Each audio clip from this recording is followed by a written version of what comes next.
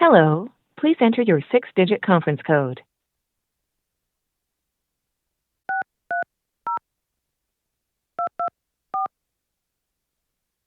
Welcome to free conference calling. The conference has not started.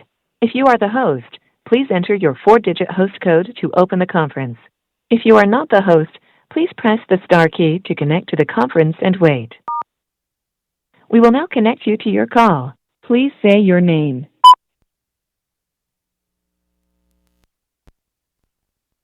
Your host has yet to join. Thank you for waiting.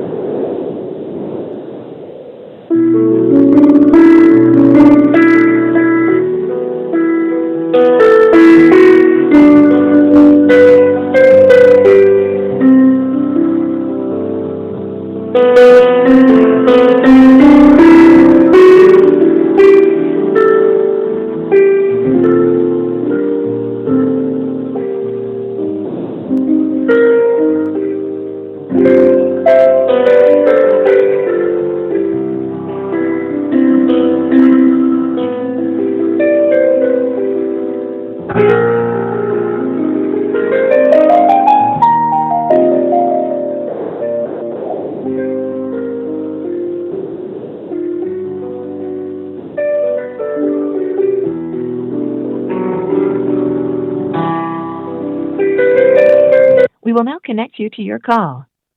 The host has joined the conference. Conference recording started. Good morning.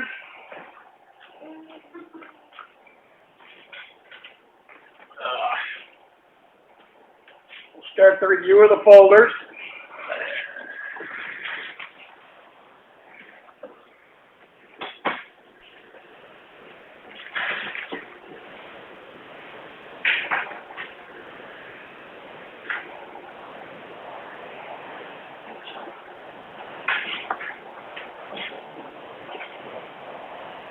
Oh.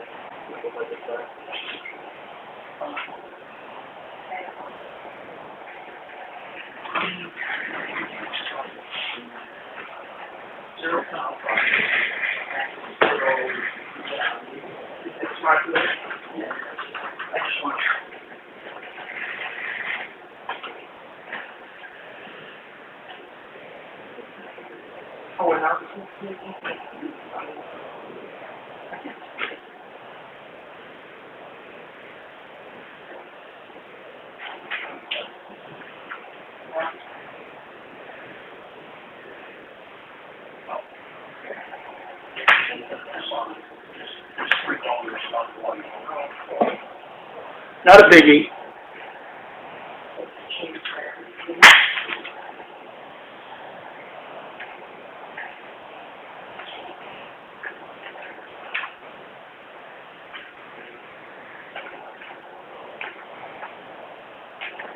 Wow.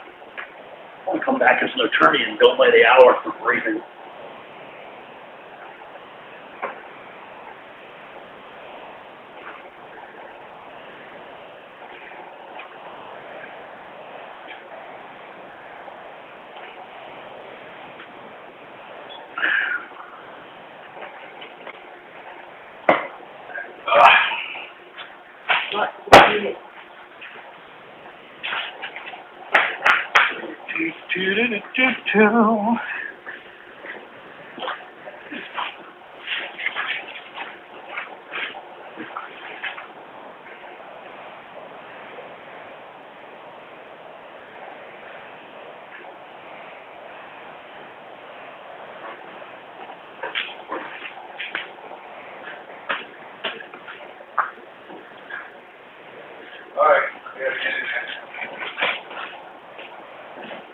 We're live.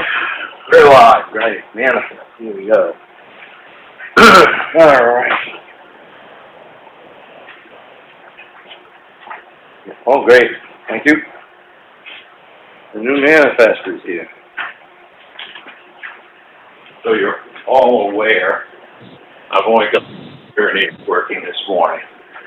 Don't ask me why, I just changed batteries and that didn't help. Hey! So if we want to talk about you, lean to the left? That's right. Okay. Brian, can I ask you what time you're here till today? You talking to me? Brian, yeah. Hold on just a second. Like I just said, I only got one hearing aid working today. You can only half hear you. I didn't even half hear her. No. I gave you one. Yes, you did. FedEx is delivering something for me today from the better researcher. Okay. What time are you here? Oh, thank you, sir. Oh, Sure? yeah. Okay. Otherwise, you can't do that. Well, exactly. I don't have mom. You're going to be here. I was going to be here before anyway, so it's another half an hour. Okay. I think she'll come early. Thank you.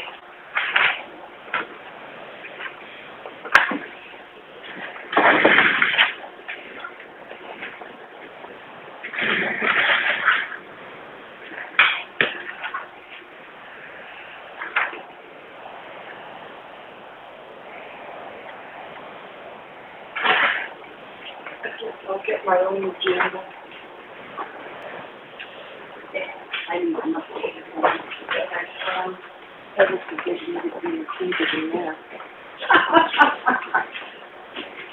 We're the outcast.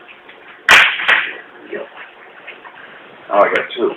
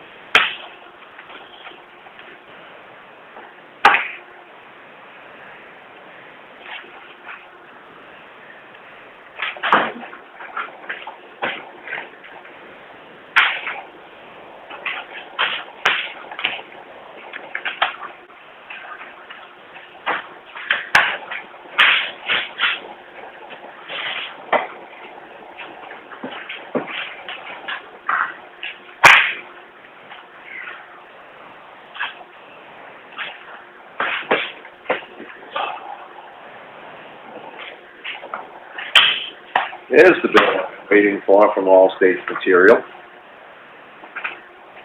Calcium chloride, Oh, is that right? Okay. almost 10.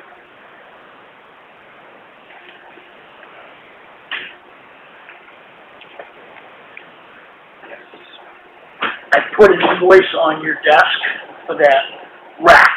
Yeah, I saw that.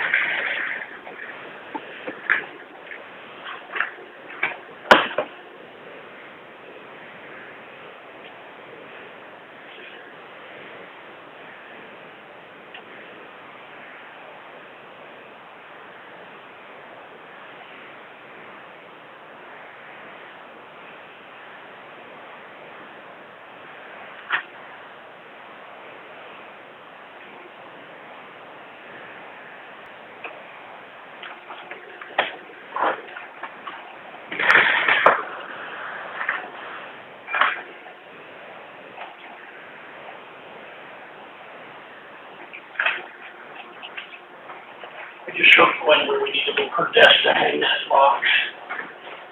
Oh. That temporary or permanent? Temporary. Unless you want to climb up on the desk and drill holes in the wall. It'd be helpful. I didn't bring a ladder. I should have thought of that. How much of a ladder do you need? You don't need one. Oh, what it says is a 3-stepper. He's gonna be drilling at about head height. Oh.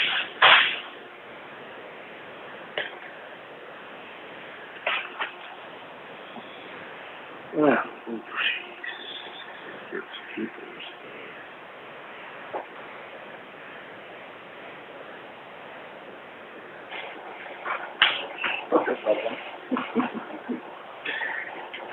Wait a minute.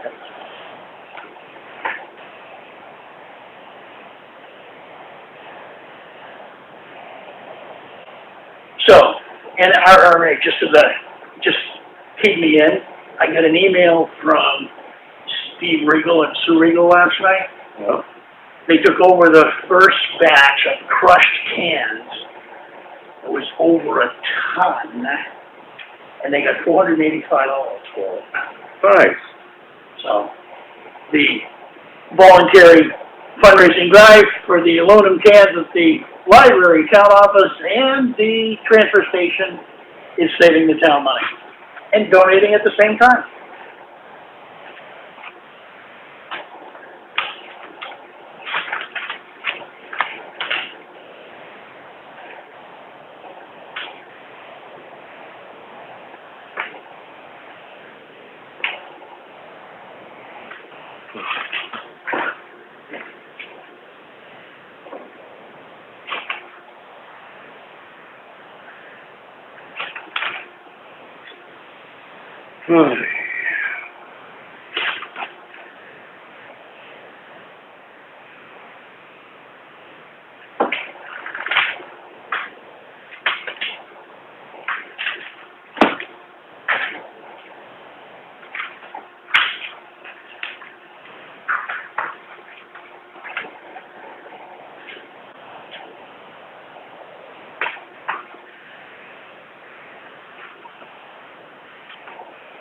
This action ambulance report is really cool compared to what we never received in the old world.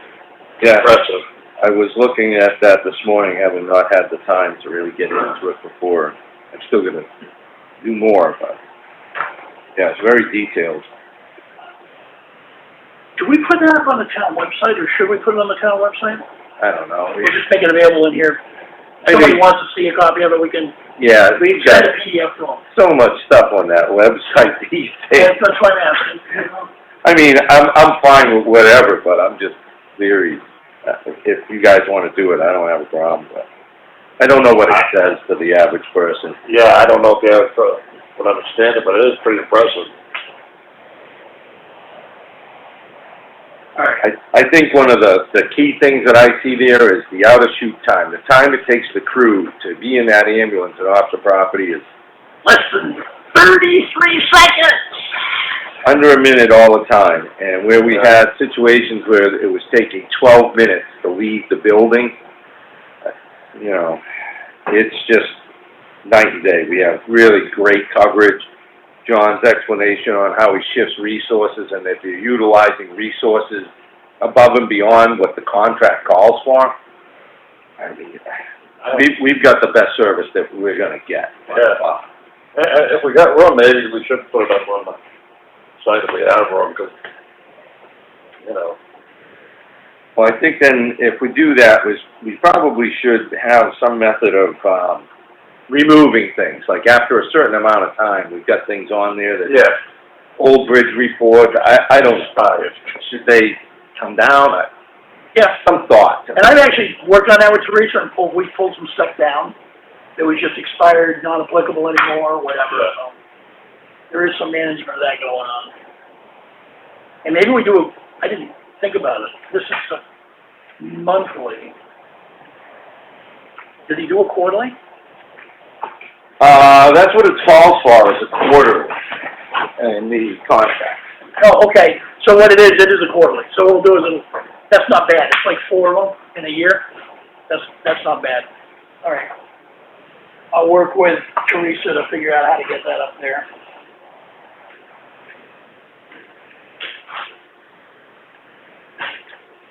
Yeah, that may not be a bad thing. The more I think about it. Let the people see what we're getting for service.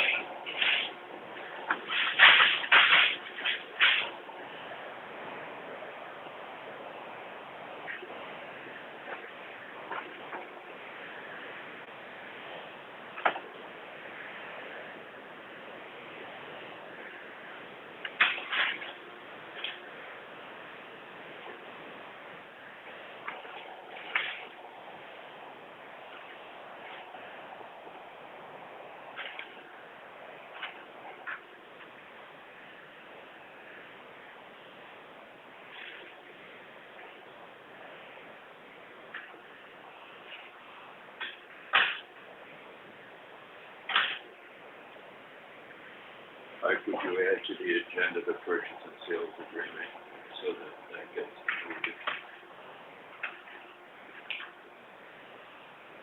for the stuff you guys.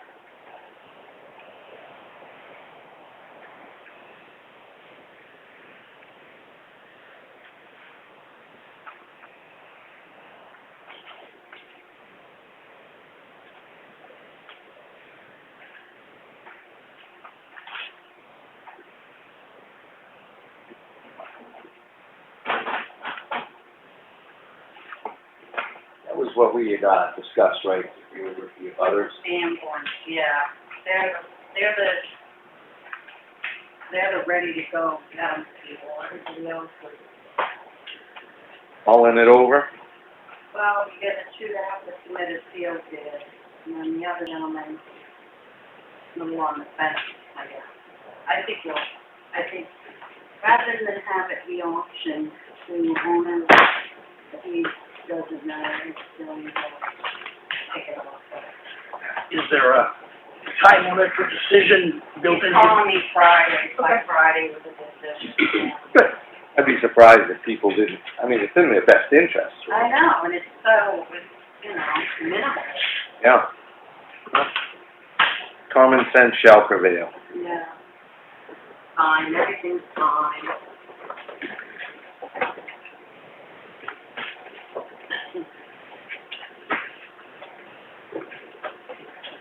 How is he progressing on getting an account for and segregation of funds for the transfer station? That's what they're working on now. Ah. I'm probably going to work remotely tomorrow. I'm gonna work, that's one of the things I'm gonna try to do. Okay.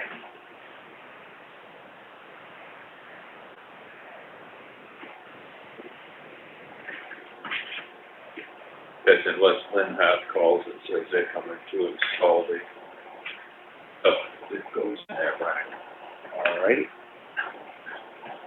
In progress. Not if the rack's not up. We're making progress, though. stifle my momentum. It will be before we leave today. Okay. Either that or one of us will be duct taped or Velcro to the wall with our arms out. Because I'm not guaranteed they're coming tomorrow, but they said they'd come this week, so. That's how I wanna work remotely tomorrow, it would be tomorrow. I'll be here tomorrow if that helps. I'll be here tomorrow if that helps.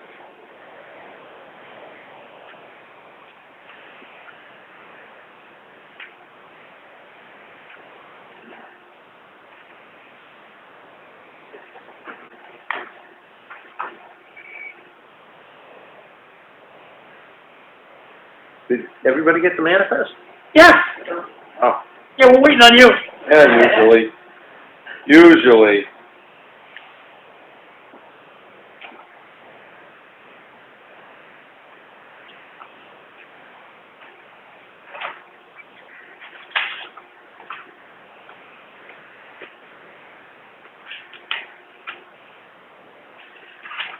I'll initial that. That's in everybody's work. Well, there was two of these, wasn't there? There was. One was separate, one was typed to the cover of the document. Yes.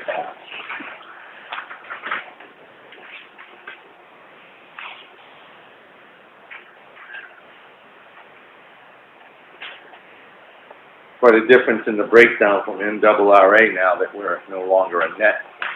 Yeah. See?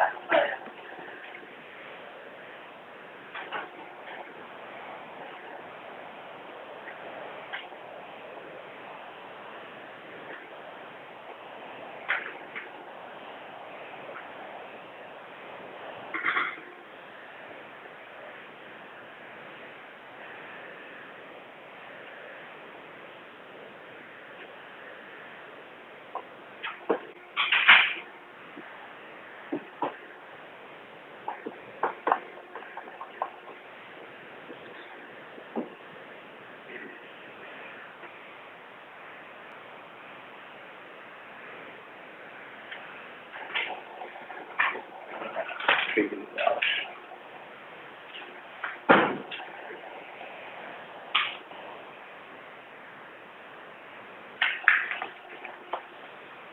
All right.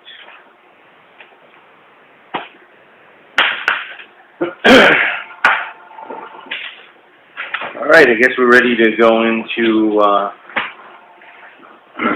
through our agenda. We have a school payment here for $344,959.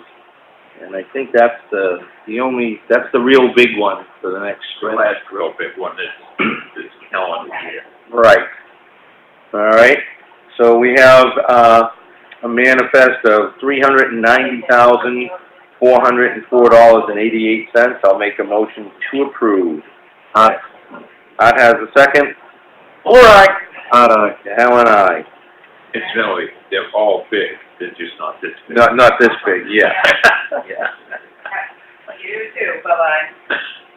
All right, then I'm going to be going into the minutes here. We have 5 sets of minutes, so I'll make a motion to approve the minutes of August 11th, our regular session meeting. Do I have a second? Second. And I have a one-letter amendment All righty. that I've given Chris underneath the announcements. The anonymous donor should be plural donors with multiple. Multiple donors. All right, I'll make a motion to approve as amended. Second. All right. Al and I. And I'll make a motion to approve the non-public minutes of August 11th. Do I have a second? Second. All in favor? All right. Al and I. I'll make a motion to, I guess I should have had that as the early morning minutes, but I think we'll follow through the late morning minutes of a non-public meeting on August 11th. I'll make a motion to approve. Fuller second. All in favor? Fuller, aye. Alan, aye. Make a motion to approve the work session minutes of August 12th. Second. All in favor? Fuller, aye. Alan, aye. Aye. I'll make a motion to approve the non-public minutes of August 12th. Fuller second. All in favor? Fuller, aye. Alan, aye. And- Sorry, that should be, the next one should be further out, I just added it this morning. Yeah, right, Should be out under signatures. right, and I'll address that later. Okay. Gentlemen, we had a quote from Mr. Espy for our cemetery on hydro seeding. What are your thoughts? We were out there recently. Oh, it's needed, Yeah, that's as long as we do it at the end of the heat season. Okay. Then we'll get back to Mr. Espy and turn that whole process over to him at his discretion for timing and coordination. Yep. Good. All right. Does somebody want to get in touch with? Yes, we'll finish that, but then before we go to the next, you Okay. signed an abatement. Okay. So does somebody want to get in touch with Lenny? And I'll get in touch with him. Tom, take care. Okay, great. Let's see. And you're pointing to an abatement in the 3B. action folder? No, yeah, I was. Let me make sure I'm on page. What that is an abatement because the law changed on RVs on how they get taxed. They still owe us the money, but we need to abate it and get it off the tax account so Deanna can clear the books and then go after it as a taxable piece of property. Not suitable. It Right, has to come out of her software, gotcha. but the liens are still at the registry. Right, these are recreational vehicles, RVs, typically found on the campgrounds when we run into this. Small money. Yes. All right, so I'll consider that discussed. We have in the review of the mail folder, the zoning officer's activity report. He's going to be moving forward on a number of things. Some things are in legal action with the attorney, and it looks like where the junkyards are being pursued at this point. Letters, I imagine, will be going out. She's doing a final review in town of properties that have excessive amounts of unregistered, uninspected cars at a minimum, possibly some trailers, RVs, so forth. We had a very detailed report from NRRA for our recycling, and those breakdowns are being made to establish our special revenue fund for the transfer station. So we'll be looking for an update hopefully by next week on the progress of that. As you said, Brian, you're going to be working on that. And we had an approval for a sewage disposal system from New Hampshire Department of Environmental Services. And as Chuck had stated earlier, the action on the ambulance reports in will make an effort to get those on the website. They're very impressive. It's a big change in the breakdowns from what we had seen on occasion or not at all in the past, so we can all look forward to that. We have a purchase and sales agreement on a property in town that's been sitting on our rolls for some time as town-owned property, and that is sold to an abutter that had an interest. The only one who had an interest. It is a landlocked parcel. That is why it did not go into the auction pile. It just would not be proper to do that. So, from there, I'm going to move on to Administrator Burke's comments. If you have anything for us today? All set. Nice, okay. Make it out of here before noon time. Well, we've got work to do here, so we're gonna take in hammers and drills and saws and sundry devices to the wall. All right. Great prison break. Then I'll turn it over to, Tom. Tom? Yeah, I was in here a few days last week, but I've been following up on the, New Hampshire Fire, talked to the New Hampshire Fire Commission. They gave me a number to the ISO about the staffing of the fire department, if it helps people with their homeowners insurance and all that. I believe you got something also, Mike, did you say this morning? On the same with this? Yeah, I just had comments from the fire chief that he felt that without water, pressurized hydrants, we may not qualify. That was his view. Well, I'm still waiting to hear back from the ISO, those people, when I get back, because I'm not involved with the fire department, per se. And Randy could call up and get what information he needs a lot easier than I can. But I'll stay on it. Other than that, Chuck. Hey, Mr. Fuller. The Beaver are continuing to do their thing at Snow Road Bridge. They've, taken the opportunity during low water to move mud into the culverts, along with sticks. So the upper side of the bridge is a nice little pool at this point, the lower side's low water. And the trapper's supposed to be there this week to go after that, and then we'll punch that out. Once we know the beaver are out of there, we'll have to go back in and punch it out to get rid of the mud and the sticks that are in the culvert. I got an email from a citizen this week, and I'd actually been thinking about this but hadn't done anything about it. The shrubbery around the library is extensive and overgrown. It just hasn't been maintained over the years, so it's like out of control. So the shrubbery is actually leaning up against the building, which will contribute to deterioration of the clapboards. And I'm thinking it's time to trim that back dramatically. In some cases, cut some stuff down. We're going to need to do it anyway for next year for painting the building and things like that. So I didn't know your thoughts on it. Personally, I heard about this several months back. It was mentioned. So, Okay. And I saw it firsthand. I don't have a problem with it. I have no problem with it. Yeah, it's just, it's overgrown at this point big time. You can't get proper breathing against the building for the moisture, so. Have at it. Okay, good.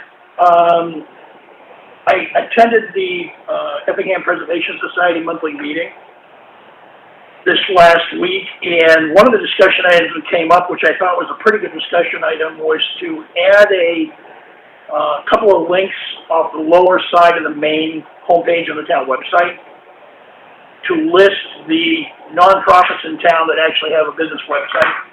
Green Mountain Conservation Group, Preservation Society, Lord's Hill Meeting House. I talked to Teresa about the real estate part of it to see if it's a big deal or if it's going to get in the way of anything. And it's an easy done design. You just add it to the very bottom of the list on the left-hand side of the page. But we would basically, if there's a nonprofit in town that has a business website, the link would go up there. We're not going to put up Facebook links. Is there any kind of qualifiers? Because I had one person talk to me about a nonprofit that there was a donation to.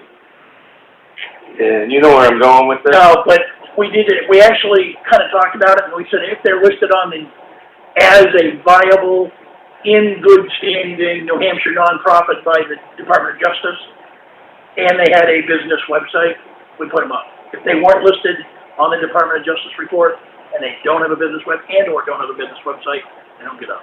Well, the concern that was voiced to me was around tax reporting, because there's donations involved, and the individual said there was 403C, or full tax deductible. 501c3. What is it? 501. 501c3, okay. So, and that seemed to be a thing because this person was led to believe that he was donating to something that was tax deductible. Turned out that wasn't the case, and that person brought to me that there's a whole tax reporting level that's involved that changes the game. I'm unfamiliar, so I'm just bringing it up. No, I am. I'm familiar with it. Okay, so should that be a prerequisite, that there's some kind of an oversight level that? That's why going to the Department of Justice section of the website, looking at nonprofits in good standing, because they do have to report in annually to the state. So if the state's looked at it and said, this is in good standing, we're all set. The thing that it doesn't do, it just says, here's a nonprofit. It doesn't tell you whether it's a 501c3 or another nonprofit. It's not. And so the key thing is that people should ask if they want to deduct a charitable donation when they get ready to deal with a given entity, whether they're a 501c3, and it can be deductible.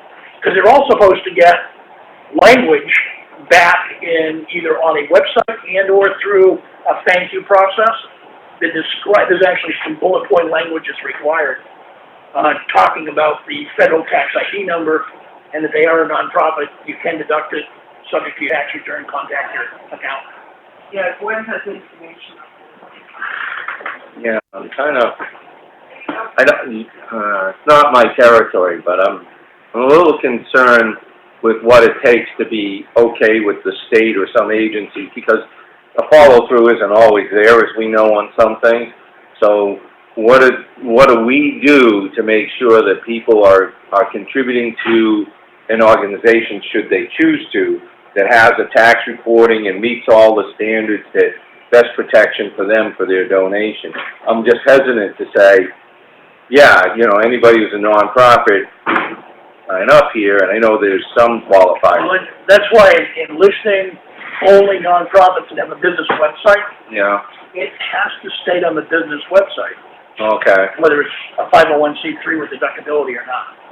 all right, And the three that I'm looking at right here, Green Mountain Preservation, Lord's Hill, all have okay. that on their websites. I guess that probably covers it then. We have to retain information on the 501c3. The ones that particularly own property, if they have to complete an A9 and an A12, the Board of Tax and Labor Appeals for buildings exempt, real estate claiming exemption, and then their charitable organization information. You can be a nonprofit for property tax purposes, but not be a 501c3 for charitable deductions.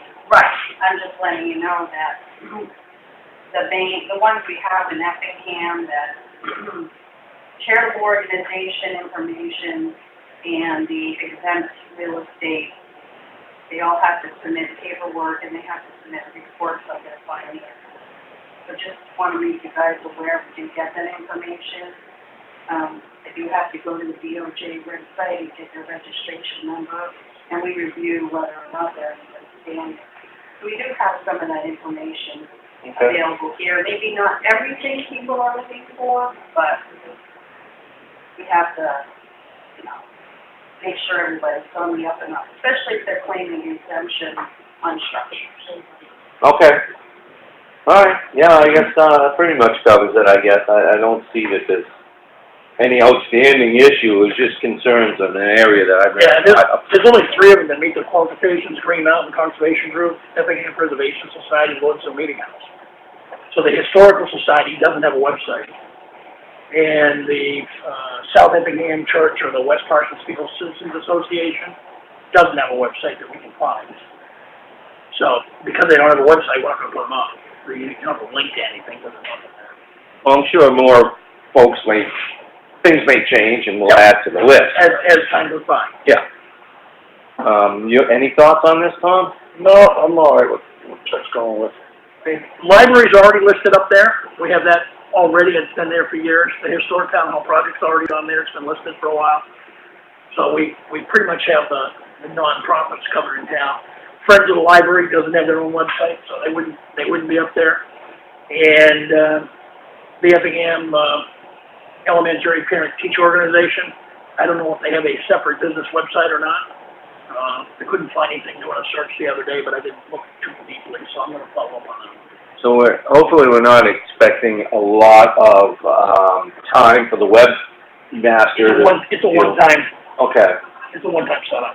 And I talked to Teresa ahead of this, because I wanted to make sure that we wouldn't have any major construction issues or major involvement having to design something. And she said it's pretty straightforward, really easy. Okay. That's an area of the website that's just, going over budget every year, just grow and grow. And John Meisner said that years ago, and he was right, but I don't think it's something we can get away from. It's just where the world is going. Oh, I think it was one of those things where maybe it was like $600 and John snickered and said, yeah, right. Nope. So. All right.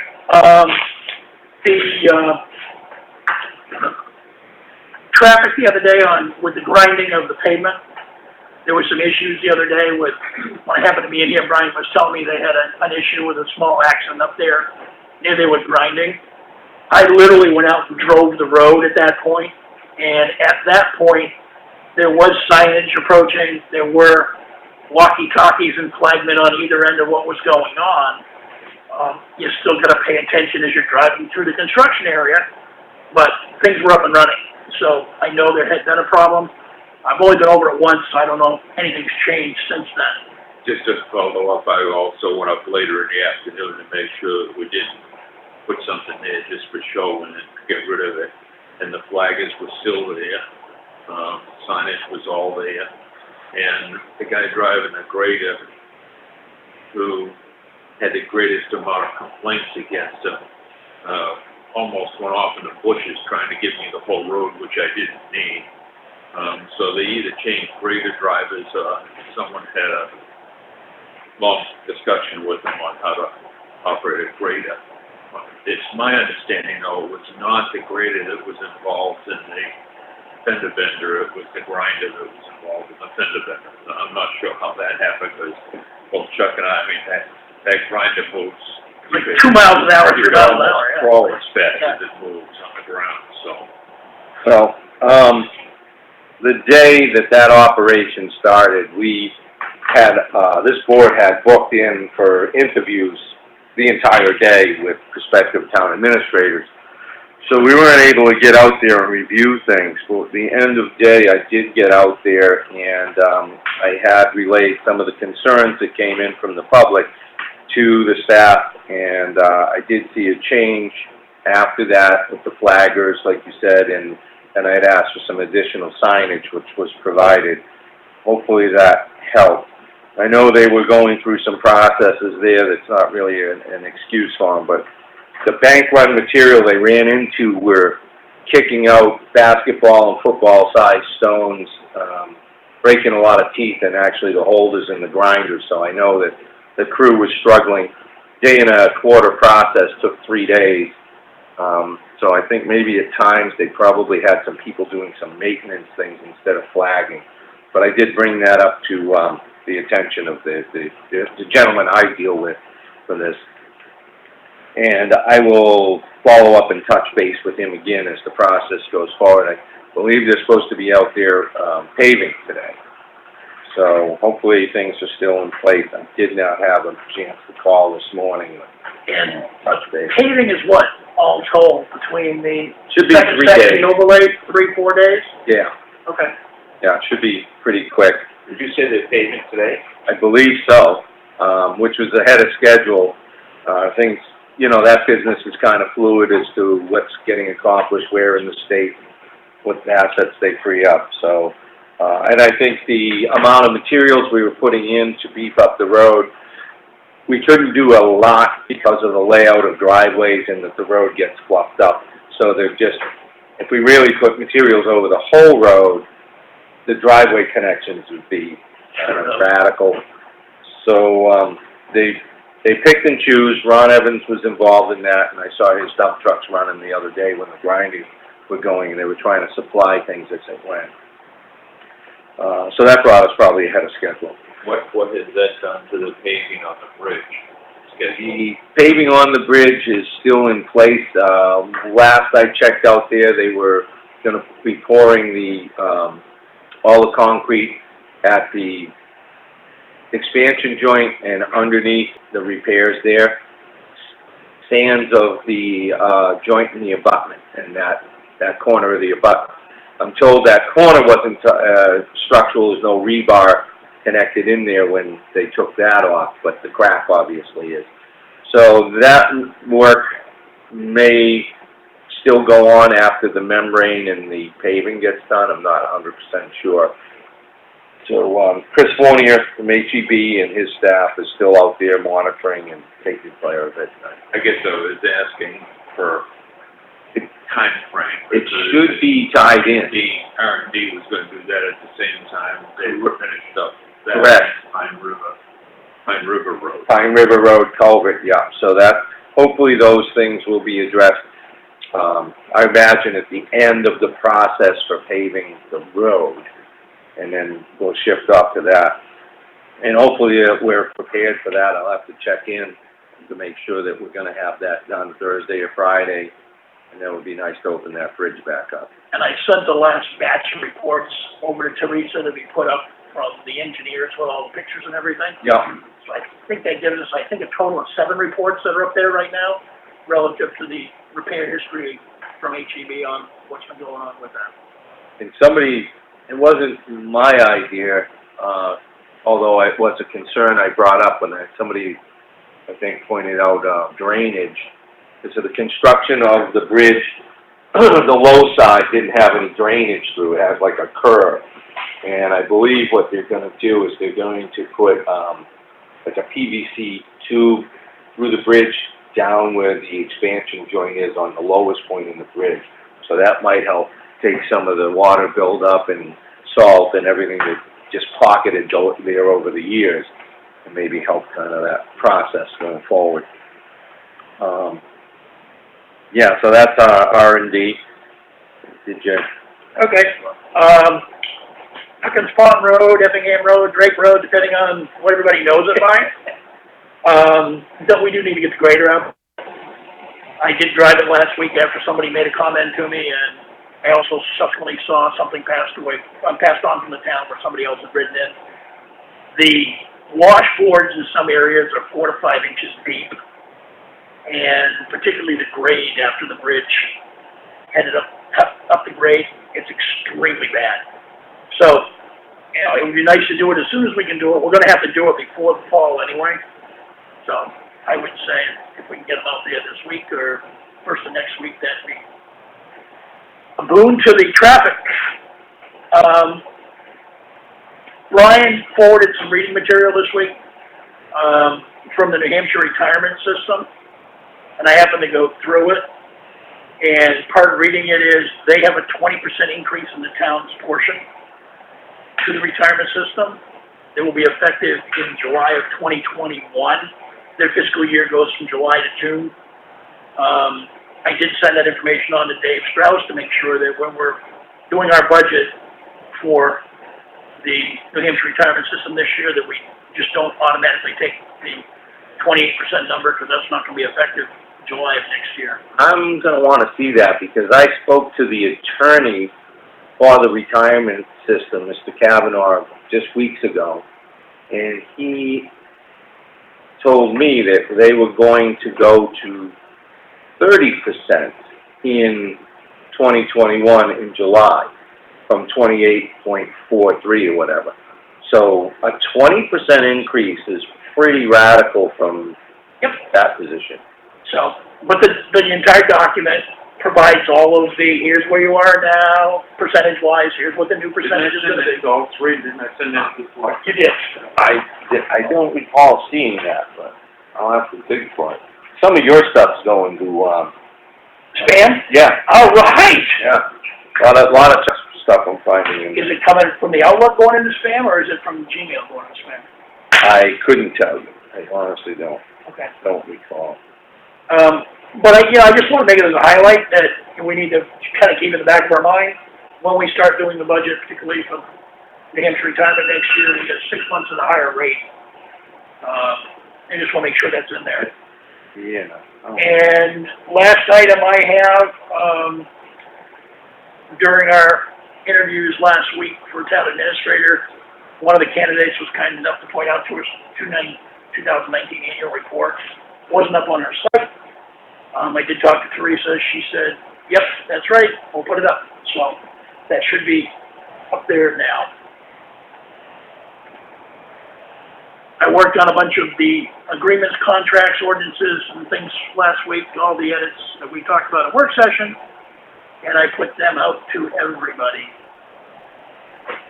Yeah, I got a lot of, that's something we can do a little work session if we have time, if we want to knock off some of those things, if they're ready to go, right? Well, based on our, I think it's final edits, with the exception of the 2 new items around the cemetery stuff, the 1-page handout we talked about, and the draft letter, reminding the owner of planting shrubbery or not planting shrubbery. Right. That's one. Those 2 documents are new.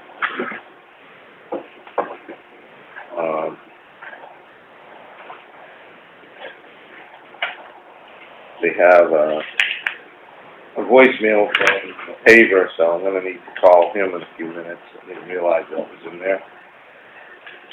All right, so, looks like I've gotta reach out to Ron on a couple of issues, Mr. Evans. And I'm expecting, Chief Burbank hopefully will be able to come in here and we can finalize that, ordinance for inspections. I know that, we were gonna get back to Karen Payne to let her know she was all set with the table, setting up for, the lobby and election for food selection. I think that was done, wasn't it? Oh, yeah. It's done, and several people have already purchased cases of stuff from Bagland, and so it's moving She forward. just wants to make sure there'll be a table. So we have to provide a table, I believe. All right, just wanted to make sure that we don't forget to provide a table. And Chuck, have you made any, inroads on the sign? No, actually, I didn't do that. That's on today's schedule. All right. To order the new hiring signs. All right. Yeah, I think everything I have is just gonna be for the, work session. So, at this point, I guess, oh, I forgot the one other thing. Apparently, we did get an email from Kathy Beret over at DES regarding the, project at Bailey Road, culvert. And, it's the loan agreement, so we'll have to spend some time, going through this, because it's hot off the presses. We've got some signatures here to send in, and, may need a notarization, I'm not sure, on one of these, has 2 signature areas. When did that, did she send that to all of us, or just to you? It came to the office today, Today, all right, never mind. and, it's CC'd, no, just to the office, it looks like. Okay. Signature required original loan agreement for the CWSRF. And that's for the interest-only payment approved at the town meeting. right, the $75,000. So that came in at 8:30. 900 was the interest payment, 75 was the rebate. Free money Free money. aspect. So, yeah, we'll address this, I guess, work session and make sure it's all that it should be, and providing that we don't have an issue with anything there. I'll make a motion that we sign and mail this in. Second, Fuller. All in favor? All right. Hal and I. So we'll deal with that. And do we have any idea when we're supposed to get our first report? Is that gonna happen like in a month or 2? Like First report. I thought they were gonna do an interim report to us when we originally had that discussion with them. I think this is all pending the governor's council. Okay, yep, Actually, All right. the governor's council has to sign off along with the commissioner. got it. So I think we have to mail this in, And then they do their things, then they start working. right, because Okay. they had pushed it out to September, which was, considering how to hurry up and get this done in a short window of time, and then they took 3 weeks there and said, yeah, we'll get back to you. Just the way the world works. All right, with that, I guess, I would, entertain a motion to adjourn the meeting, or, well, we gotta continue the meeting as a work session, I guess. Gwen, yes. Does the board want the notice of the auction along with the Schofield website on the town website and or Facebook page? Probably the town website, right? Town website, not Facebook. Yeah. Facebook's not an official town website. Okay, let Teresa know. All right, and, yes, Tom, I think, can we go into a non-public, we could. be on one of the boards? Okay, we can do that through any point in our, we'll continue this meeting as a work session and we'll tap on a non-public Yeah, at. it only takes a couple of minutes, I just wanna run. Okay, so, then I'll make a motion to take a 5-minute recess or so and then come back as a work session. How's that? That works. Okay, I'll look for a second on Come that. back at 10 o'clock, second floor. Okay, all in favor? All right, Aye. Thank you, everyone. we'll be back in 5. Conference recording stopped. Stay on there.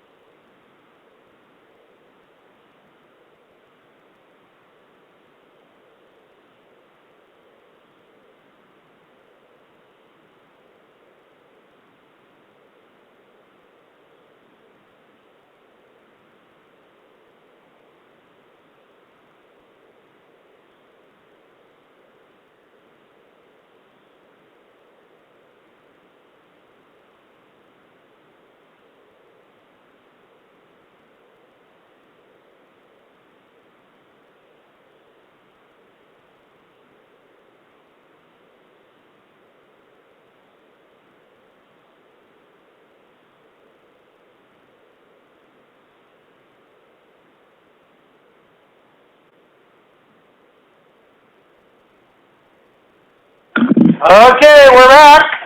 Conference recording started.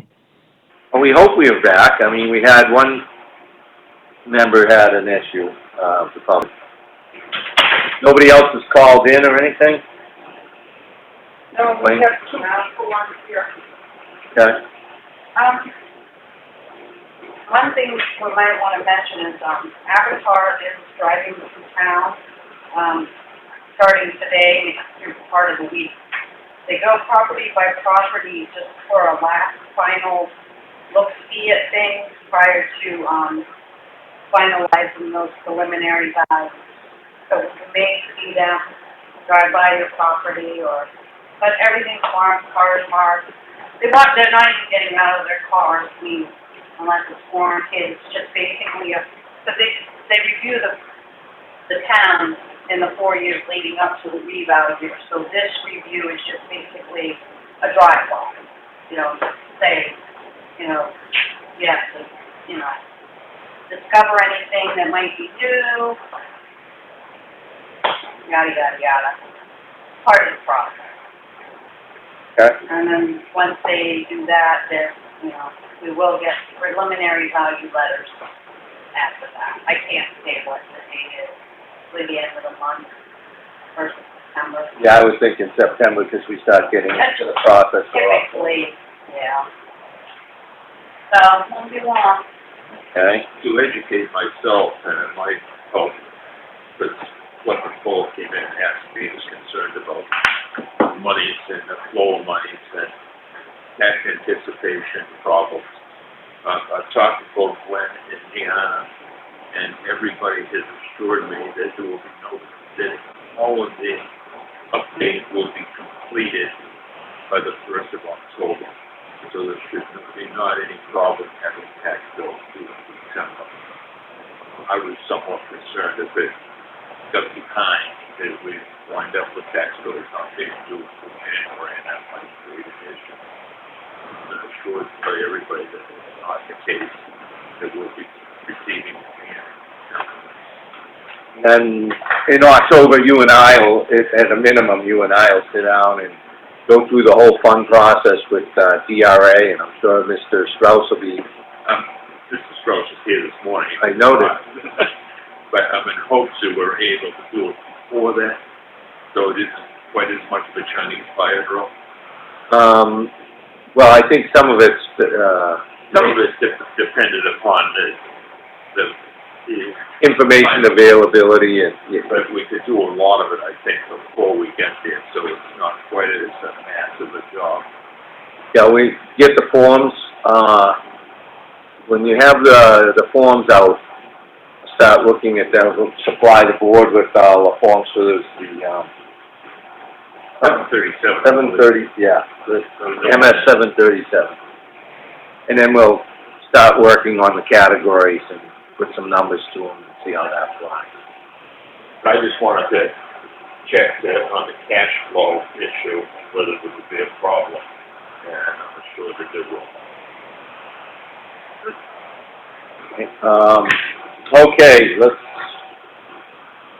Avatar, like Glenn said, we probably should have done that in the regular meeting, is out and about, driving through. That's all right, Glenn. How long is late? Well, we all. Yeah. We'll move into the work session items. And I'll let Chuck, why don't you kick it off, because you had the edit. All right, cemetery stuff. So, based on the edits from last week, I made the modification on the replants, the plants, took out the name in the first paragraph to be inserted when we actually do something, added the first revision date to it, and I think that document is ready when we do our next public hearing. We'll basically update the public on those 3 or 4 edits that came out as a result of our working with Lenny Espy as the cemetery commissioner. Any questions on that, Doc? Let's see, this is an agreement, right? That's what we're talking about? It is, yep. I don't think we need a public hearing for the agreement. The raising of the prices, Oh, yeah. that's true. Yep, okay. So I think we're just good to go on this, my personal belief. Yeah, because we're actually just changing the contract, even the sign. Yep, you're right. So, I'd be fine with approving that forward. Okay, and I'll make sure. At the next meeting? Yeah. So what I'll do is I'll change the red edits to black, save it as a final document, send a Word document, a PDF over to Brian and Chris. The other thing I did was create the one-page handout we talked about, with Lenny. So when people come in and they want initial information about the Woodland Cemetery, I took the bullet points out of the contract, shaped it up a little bit, put it on a piece of paper, put a reference to the fact that the document, the contract agreement will be listed on the town website. Thank you very much, Town of Effingham. Nice.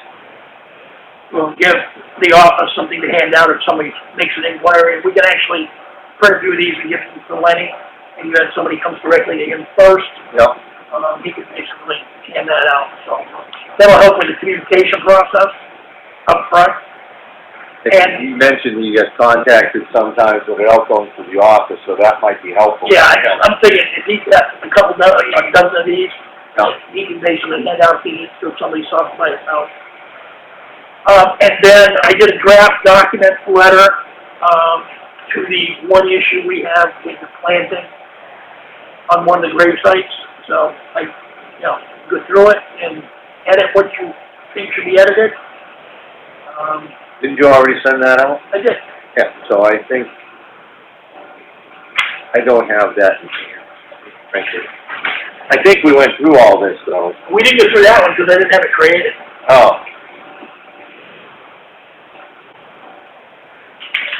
Oh, right, okay. I just want to make sure it's got the right tone. I know it's got the right data. I just want to make sure the right tone is in there. This is not a heavy-handed.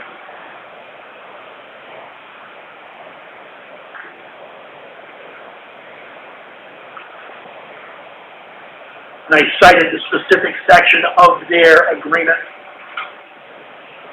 signed agreement.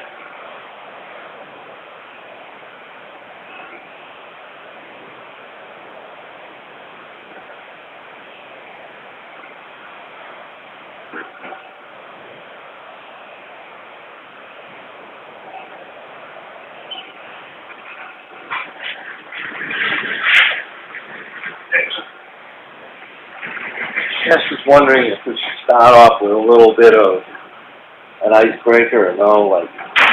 I'm open to anything that sends the message and does it in the right tone. One of those things that's, understanding the... In this difficult time. In this difficult, something like that. In this difficult time, Okay. something nice, pleasantry. However. Okay, I can make another stab at changing some of the wording. Now, that doesn't need a formal approval, that's just a piece of information. Just a piece of information. Yeah, I'm just thinking, we don't want to come out, like you said, it's the tone. It's like we're understanding, we're sympathetic. However, there's, these concerns. It is a sensitive time.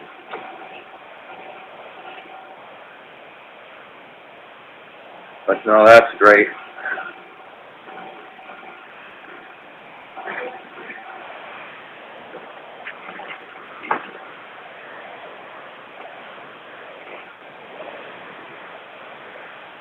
I like it.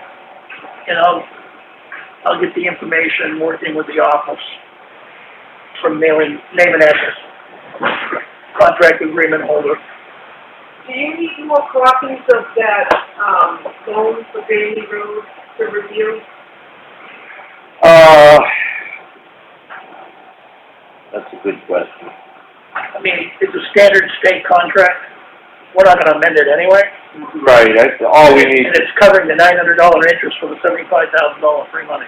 Yeah, I don't think we need anything. It's just going over the signing details to make sure it's asking, who to sign. Title authorized, right? No, I think we're all set, thanks. I think this will be all right.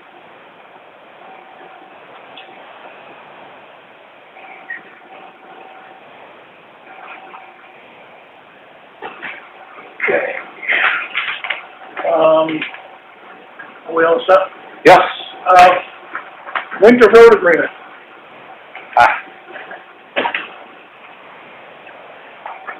Just, when I looked, I think I looked at the last one, we had November through May. There's the date, it should be December through May. This November is when we start plowing. But the contract makes it December. Doing the Payments? payment is December 1st through May 1st. That gives you the right number of months, and I won't be dividing by 7, I'll be dividing by 6. Okay. How have we been paying that traditionally? Does Ron get paid in the November month or just in the I December? get paid December. Okay, thank you. Because last year I went by the contract that said November to May, if you remember. I do. Oh, I remember that one. We all remember the debacle of Check by total amount divided by 7, because that's what it was. And he had a canary because one came early and it was the wrong amount. And the other thing I wanted that we discussed, that we said we would add there, upon receipt of invoice. I did. You did, okay. Yeah, Does anybody have a copy of the New Hampshire Department of Transportation's winter maintenance, snow removal, and ice control? I actually went in and looked it up. Is And it, it actually is a manual, and it spells out when, when roads are at 3 inches and above this, but if the storm is such that plowing it can cause a further dangerous situation, it's up to the provisions of the guys doing the plowing, and it covers us. okay, good. To answer your question, there's one in the file somewhere, I've seen it. Well, it says we're supposed to provide it, so I just want to verify. Do we have that? Do we have that to provide? We get a list of what they need for equipment? Yes, it's tacked on to the latest revision Chuck had. The thing I was saying, the look for was found, we added it on. Yeah, Chris found the old contract. I literally just copied what was in there for the whole equipment thing. So unless we needed to change it from 3, 2, 1, and 2. In red. Well, I'll get it out of red, because it's edit process. Have Brian print it, it'll be out of red. So, yeah, I'm thinking that, we should probably get that advertised pretty soon here.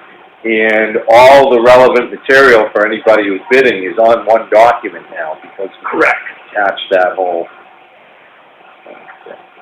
Okay, so the latest revisions only have one thing, right, Brian had brought up.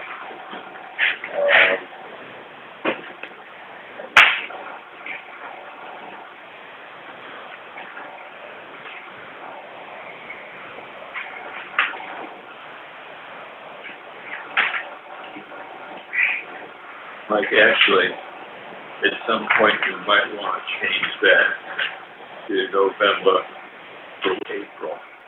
But don't do it this year because you didn't budget for it that way. I have one payment left in the winter road maintenance contract, and it's out of money.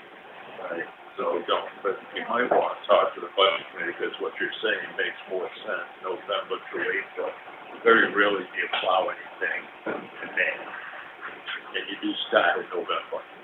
I think, basically what that does is it, Pays the last month. yeah, we're paying in the rears. Essentially, the contractor's providing a service, and then we compensate him for that. If Ron doesn't have a problem with it, or whoever bids going forward doesn't have a problem with it, it's probably not bad that way, because it insulates us from that halfway point in the contract, somebody leaves and doesn't fulfill. Problem is if it's some other contractor that they may have an issue with it on the bidding, and that's just, I don't want you to change anything this year because Right. the budget is based on this year, but it might be something to get thought. And I would think that we have, room to negotiate that in the contract. If we had somebody bidding on this and it's like, listen, I can't operate this way, maybe we could. You have, I absolutely agree you have wiggle room in the contract. The problem is you don't have wiggle room in the budget. Right, no, I understand the money, point of it. The contract, you have wiggle room in all the time. It's just what do you have for money to pay available. So if we actually plow in November, but the contract doesn't start until December, how is that covered? The contract starts in November, the payment schedule starts in December. Yeah. Okay, so that's what I I, believe that's correct. all right, And then I need to go back, okay. You probably ought to read it again to make sure, but I think that's correct. I think that's what it's. Okay. Got it. It spells out in the payment section of the, When do we usually put that out? every 3 years, and I'd say probably around this time it'd be good, because we're getting to the end of August. So that gives you a month to advertise, and then basically a month to do all the rest of it to finalize things. Because it's a carryover in getting the bids in, and then there's the decision-making process that gets kicked out by a weekly basis because of our meetings, and then they'll be formalizing with the contractor any paperwork. So, like yesterday would have been nice. Do we physically go out and look at their equipment? Yes.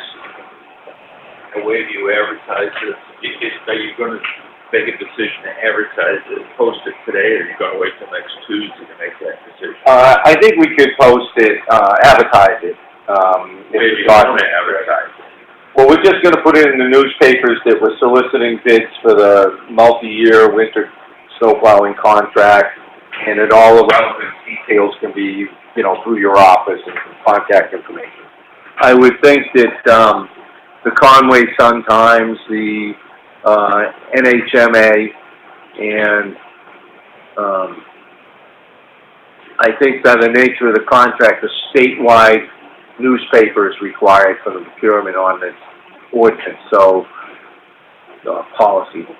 That would be the union leader, and I think that would cover it. Any additional, advertising would, open for discussion, I'd say. Any thoughts? This covers it, why not stay with this, because it's expensive. Yeah, right.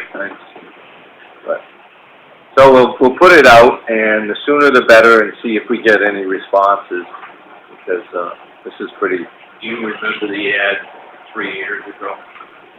I don't, but that should be on file, right, Glenn? Most likely, likely be in the folder for the contract usually, or ads and notes. We'll use that as a kind of template, go from there and try to get it out no later than Thursday.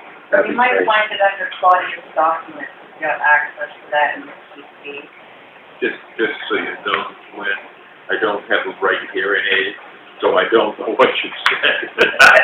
Go get them, Glenn. You're apt to find it under Claudia's documents in your PC. Okay. Not a place to look. And this, Huh? this works well, Glenn. So you know what I'm talking about, other...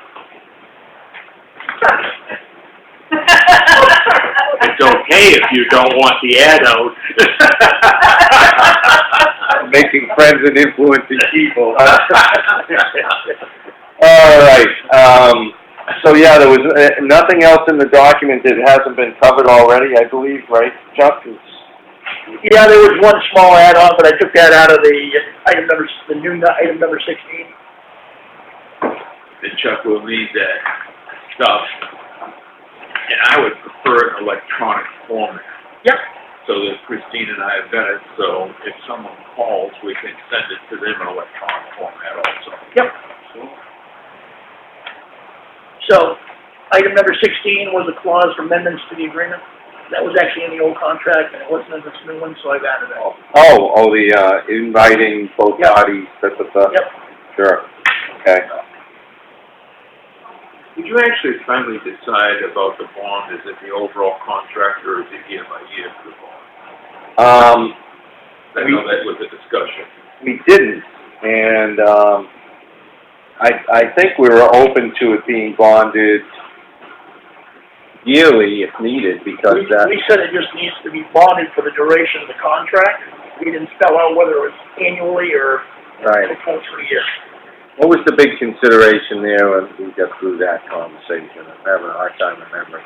Yeah, if you go for the whole 3 years at one shot, it might be too heavy of a lift. Well, we're gonna pay for it because they'll put it into the bid. So, Yeah, it could be an annual. and I'm just asking so we have all the data. I know in the past it was a 3-year bonding. That's how we got to the situation where there was no wiggle room in the middle of the contract, that last stretch. Something else I could have. Going year to year, have any advantages, I guess? I don't know. It's a cash flow thing for the contractor. It'll help them. Otherwise, before the contract really starts, they gotta cough up a huge chunk of money out of their pocket. The only other management part of it is, we just have to make sure we've got a tickler that we're verifying that we've got the bond. But usually with insurance policies, when the town is named because of insurance law, if there's any change to it, you're supposed to get automatic notification from the insurance company or the bonding company. So there is a protection mechanism in there for us. I guess the argument that, meaning the discussion that was around is what happens if whoever gets the bid in year one, between year one and year two goes out of business and the next bid is significantly higher? Do we want the bond to kick in to cover the difference for the next 2 years? I think that was the discussion that was going on.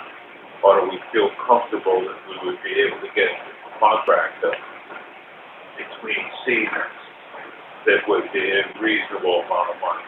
And that's kind of, I think, what the discussion was. Because obviously the 3-year bond is going to cost more money because the insurance company now is got the exposure for the period of time left on the contract. Well, and that's going to be added on to the cost of the contract, which makes it more expensive for the town. I think, I'm not sure it makes it more expensive. I think it's an initial outlay. Year one is more expensive. Because if you're doing it on an annual basis, I don't think it changes anything cost-wise when you total it at the end of 3 years. But Brian's right from a risk standpoint. The risk standpoint, yes. Bonding, though, is 1 to 3%, depending on where you fall in, your rating. So, say somebody who's been in business for a long time, a present contractor, is probably getting, or should qualify for the lower end. So then, if you're at 1%, that's a one-time 1% payment carries for 3 years. And obviously, I think it's obvious that the contractor would probably negotiate a bond in which the premium would be reflective of how much is left each year on the bond. So it would be able to, first year would be expensive, second year would be a third less than the fourth year. Like a step-down thing. Yeah, I would suspect that that's how they negotiate it. Unless it's a paid-for one lump sum up front. For a multi-year, I'm bonding you for 3 years, this is the cost based on. But that's going to be up to the... Yeah, I think I'd like to stay with the 3 years because of the points being made on liability if something defaulted in the middle. Yep. You have something to fall back on, and so far it hasn't proven to be a problem in the past, outside of when there was middle of the 3 years, there was an attempt to shift to a different bonding company. That's where the problems came from. Otherwise, bonding for 3 years has been in place. Multi-year bonding. Same language. Yeah, so I think we're good. I just wanted to make sure we had that, so it was clear in the document that we were going to be sending to anybody interested in bidding. Sure, it says for the duration of the multi-year contract. And, yeah, and I think that's good language, and I think it serves us best. If that were to change because of conditions imposed by a bonding company, that business has changed, we're not doing it that way, I think we could go back and revisit that. Because that's, you award, then you produce, so after the awarding of the contract. I think that's something we could work out if we found it. So stick with the 3 year. Great, yeah. I can go with that. Okay. All right, then I guess that's good to go, that advertisement will go out, and, the documents, the final documents will all get sent in. Today, If we can find the ad, we can put it out today, we can find it quickly, and you guys get done, We're working to that end. So I haven't seen, Chief Burbank yet, is he? I haven't seen him. Okay, so maybe he'll be coming in a little later. And with that, I did have a question about some previous work we were into with the, heating system. Did anybody have some thoughts, from, last week on that? I forgot to bring that up, and that's buried in, I didn't go over it.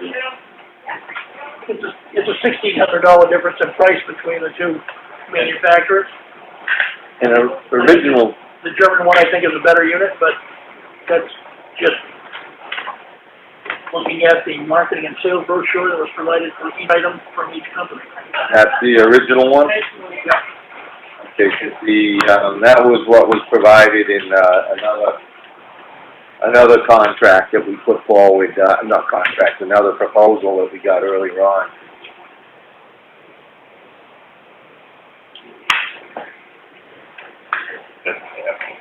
Okay. So they were pushing the same original unit. I know I should have done that first, but that's what's left. Yeah, and the air conditioning piece just stayed the same. Oh, okay. And Nice. it's I was gonna chase that down, it was on my a list. two-part system. Thank you. One part for the big room and then AC, right? AC, yeah.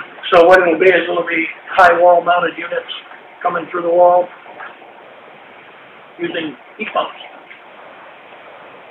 And that's a whole separate from, Yeah, because there's no ductwork in the building, and when he got up there, there's only about 6 inches, 5 or 6 inches between is that what it the is? drop ceiling and the ceiling. He said there's no way to do it except go up and run all the ductwork across the top of the roof and down into the ceiling. But he said because of the type of roof we have, he will not get on the roof because he doesn't want to own the roof. So it looks like it might have been a poured in place or something like that. So I'll give you a few minutes. After this. Thank you. I'll call you later. All right. So it kind of gives us very detailed information whichever way we want to go. So I don't know that we can swing all the heat pump stuff now, though, right? Like this is, the heating system is the primary and the AC layer. Whatever you want to do, I asked you to put the both, and that's why he broke it down into two components. Yeah, I wouldn't lose. It is actually two components anyway. Yeah, I wouldn't lose the quote. I mean, I just think it's the financial. Yeah, we'll stick with these for now, and that much starts to go. Yeah, I think the next system I'd like to probably work that into our budget cycle and see if we can, leave that as a discussion point with the committee. The air conditioning piece? Yeah. Yeah, good. You think? Well, I mean, the heating thing is one big jump, but I think it's practical for us to change that out with all the dust and the situation, and now with that room is just, and then I know people say we haven't had any problems, but there's other people, including myself, that says, yes, we have with this unit. It blocks up, the pellets break down, it's just, the dust in that room is crazy. And I've just had some concerns on having some of the work that when you come in and the guy comes in, but then disappears and the thing is not being monitored for a couple of months there and That's left offline. I don't understand. Getting older, parts are gonna be harder to come by, parts are gonna be more expensive, there's gonna be more parts. We only got one service company around here, so And then the chimney blew out, it clogged up with all that soot, and I don't, Yeah, I don't know. I think we just gotta bite the bullet, do what we gotta do, and move on, so. what's your thoughts, Chuck? Put the heat in, leave the air out. Put the air into the discussion for the budget season. You're good with moving forward with the heating? Oh, yeah.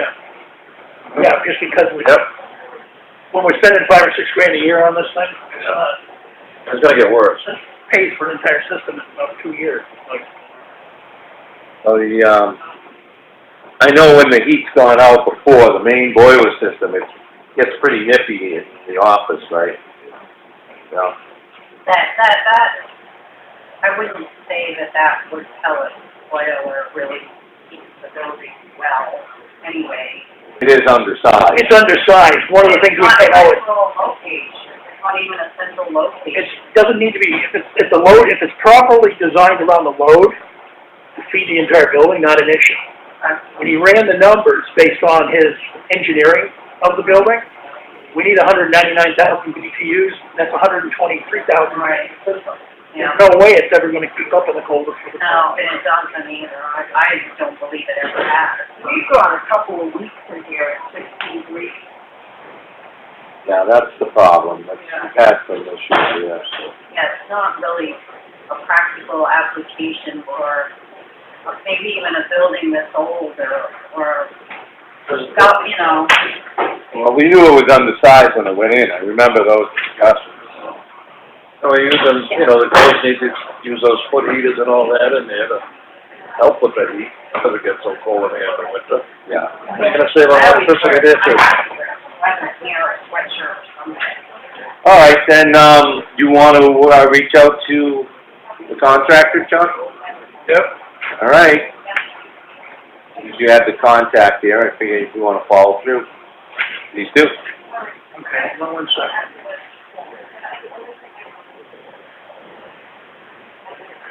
So the difference in the two of them is $1,700. Yeah. I'm good with the first one because it's actually has better quality. All right. I don't think we have a problem with it. Okay. I will let him know that, send it up. So, Do we need to make a vote on that in a meeting? Or works? I set it up and we Make can a vote on it next week? Yeah. Okay, because it'll take him a while. I want to get into his calendar. Let's set it up. Real quick, for, is he gonna remove? Yeah, everything? Yeah, so that gets taken out. I'm not sure that is part of it, but I will verify that with him. Good. So the tank itself, I'm not sure is, but all the plumbing up to it is.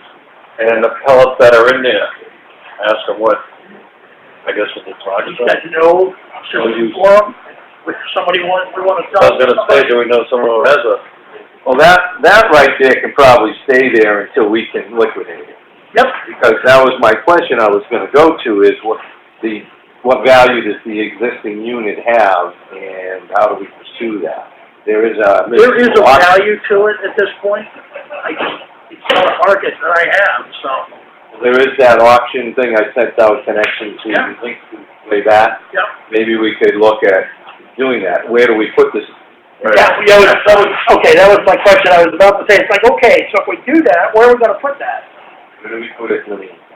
You get a deal with the citizens, we're gonna throw that thing. Lots of fellas.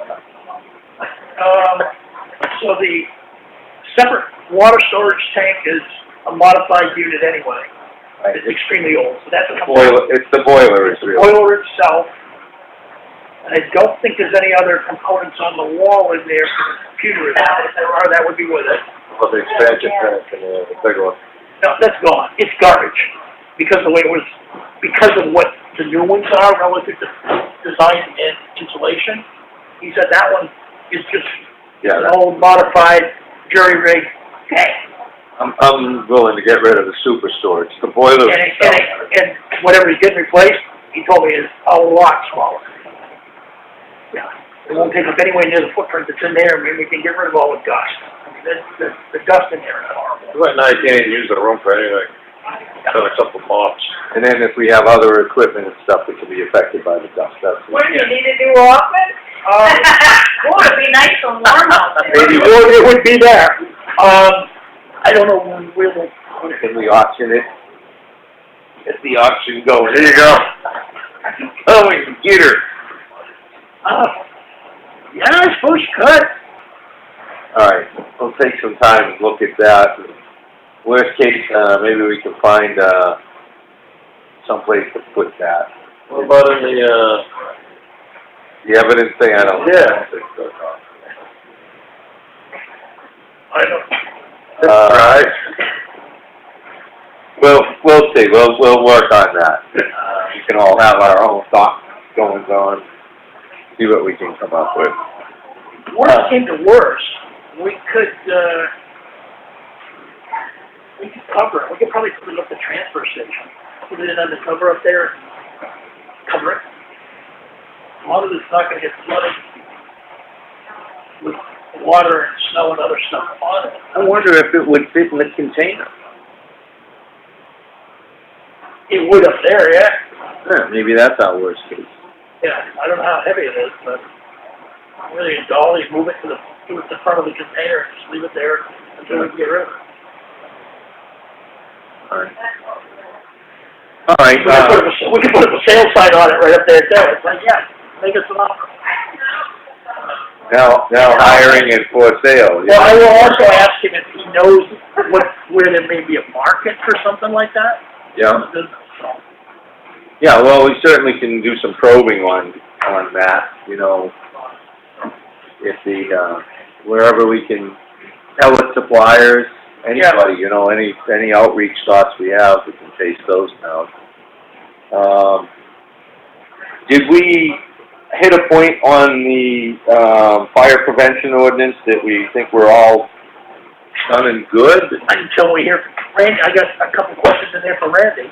Right. A couple of them we made decisions on last week, and the edits I made to that, I took that into account.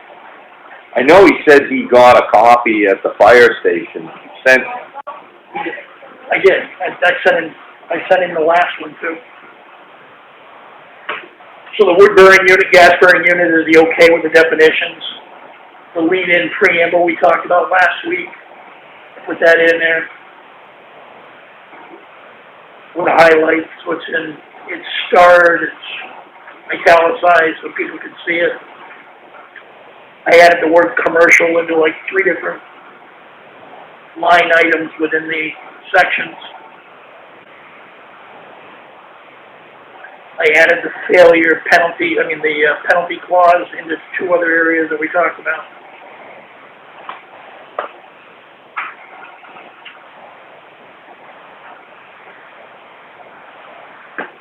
And I stripped out all the RSA stuff I had in there.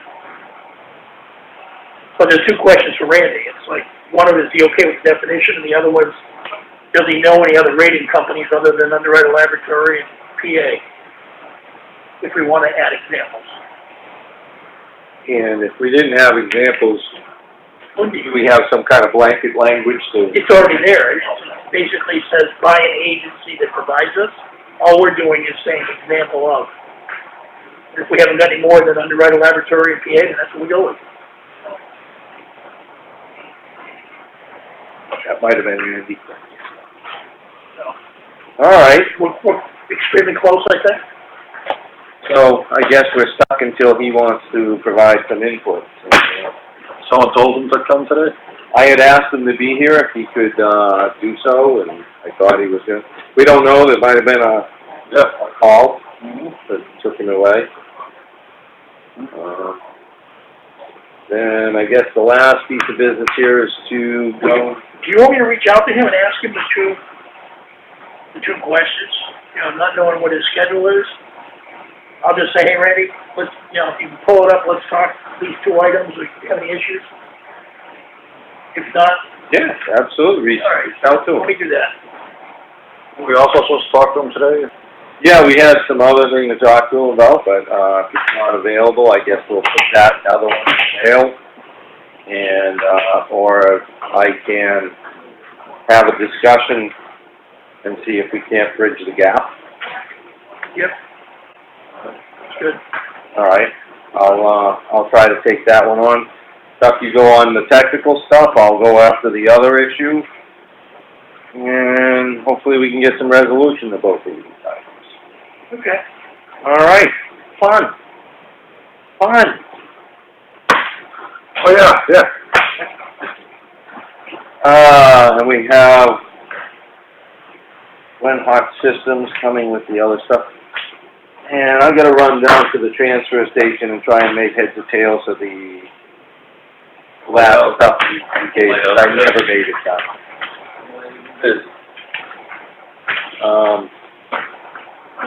I told Brian I would reach out to the individual. I suppose we'll save that for a non-public, because Tom wants a non-public, so. We've covered everything. Yeah, I haven't any other. okay. I just have this one other item, that's what it was. The agreement here, looks like we all need to sign one thing.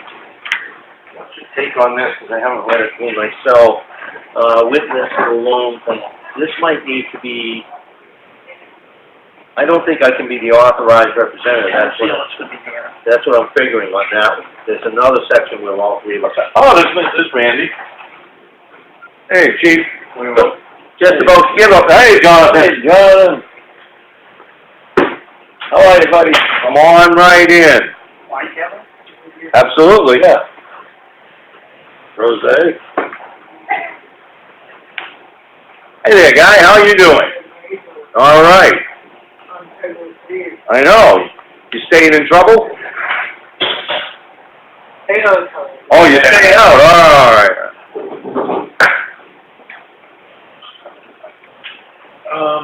I guess the question I have on that document, Mike, for Daily Road, if they want us to sign it, they should have removed the sample language in there. Okay, yeah, right. Good point, I didn't go through it all. They should remove that. All right, why don't I call her then? Just get clarification, Yeah. because other than that, it's straightforward. It's just a state contract. Yep. But I would ask the question for the other thing it does is the payment schedule. Multi-year, we're only talking like 1 year if I heard that. Yeah, it was, we lumped it into about 2 years, I think, June to June. So, yeah, Just check with her on that. I'll call. You just, the obvious jumped out. Yeah. Okay. So,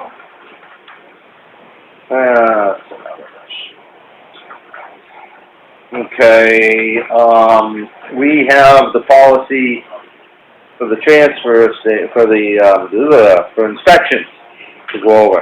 Mr. Chief is here. And that out of the weeds. I just put it away.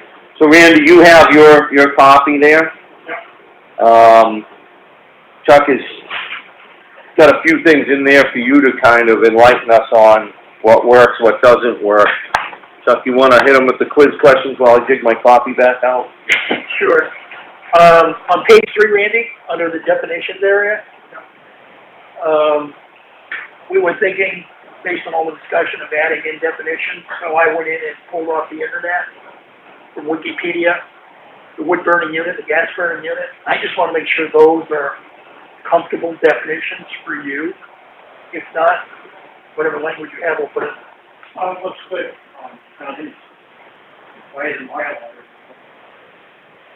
Say that one more time. You know something? I did not put that, but I will do that.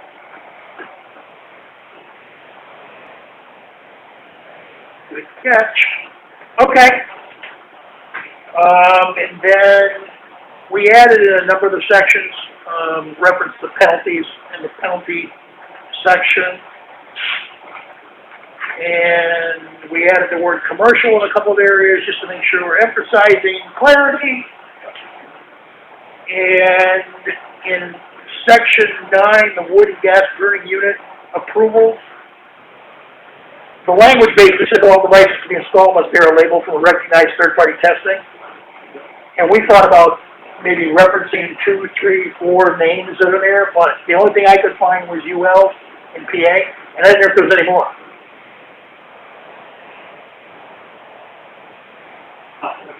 Okay, good. Yeah, I sort of figured, but when I was doing all the Google searches around different laboratories that provided it, those were the 2 that popped up on the government site. And then under installation requirements, I just went in and looked up NFPA 54 and 211 and copied their section title into this for clarity.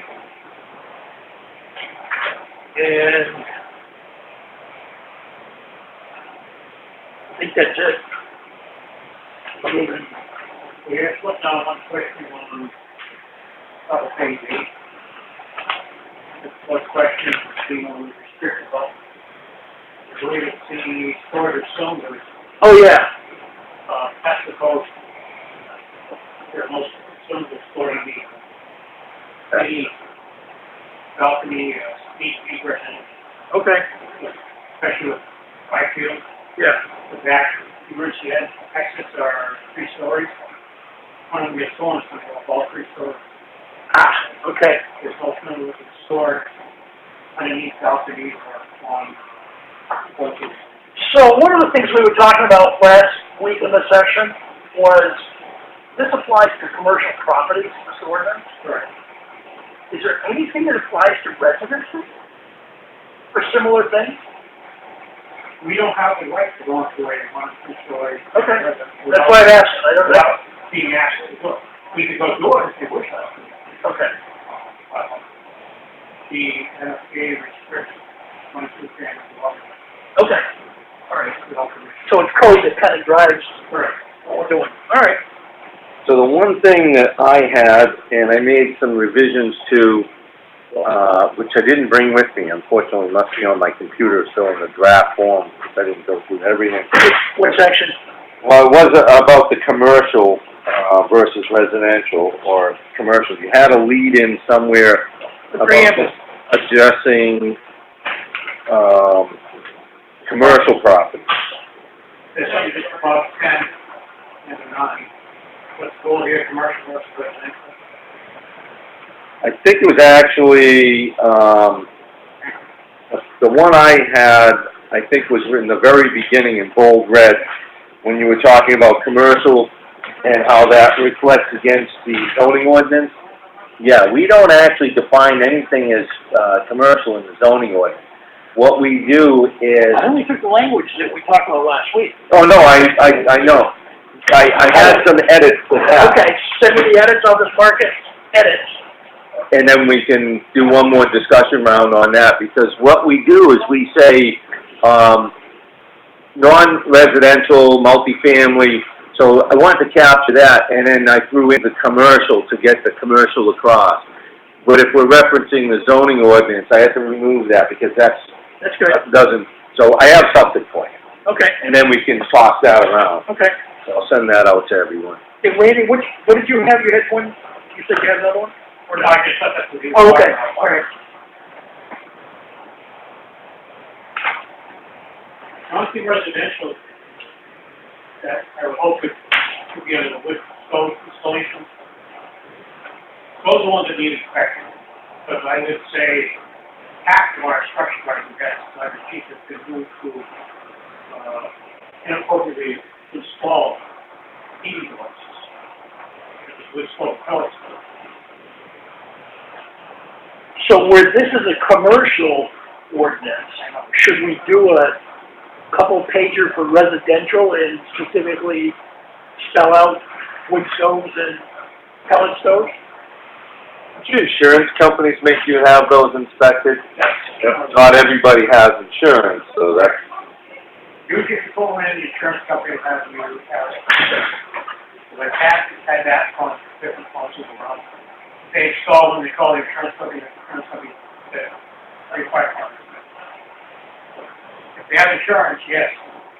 Insurance company will. Yeah, in my case, I got a wood stove. We'll sign it, we're not sending anybody else. We'll sign a document that says you have a wood stove and I get charged extra for it. Yeah, I'll do something. So, yeah, I think with Randy's point, though, I don't think we have an option to really insert ourselves unless we adopt all kinds of buildings. That was my question, just the wood stoves. Do we do an ordinance for residential inspections of wood stoves? If that's where the bulk of our fire problems are. I guess that becomes a legal question. Can we do that without adopting the code? Don't know. We'd have to adopt something. I just don't know how thorough and how detailed we'd have to adopt. Well, once you adopt building code, that will be in there for plumbing, electrical, Well, all that. this could be under fire. Could this be under fire, Randy, or is it just under building? No, it's just fire. Put it under fire, not under building code. There again, that becomes a legal question. Can we go where we couldn't go before because we wrote this? I have a feeling this might be an issue.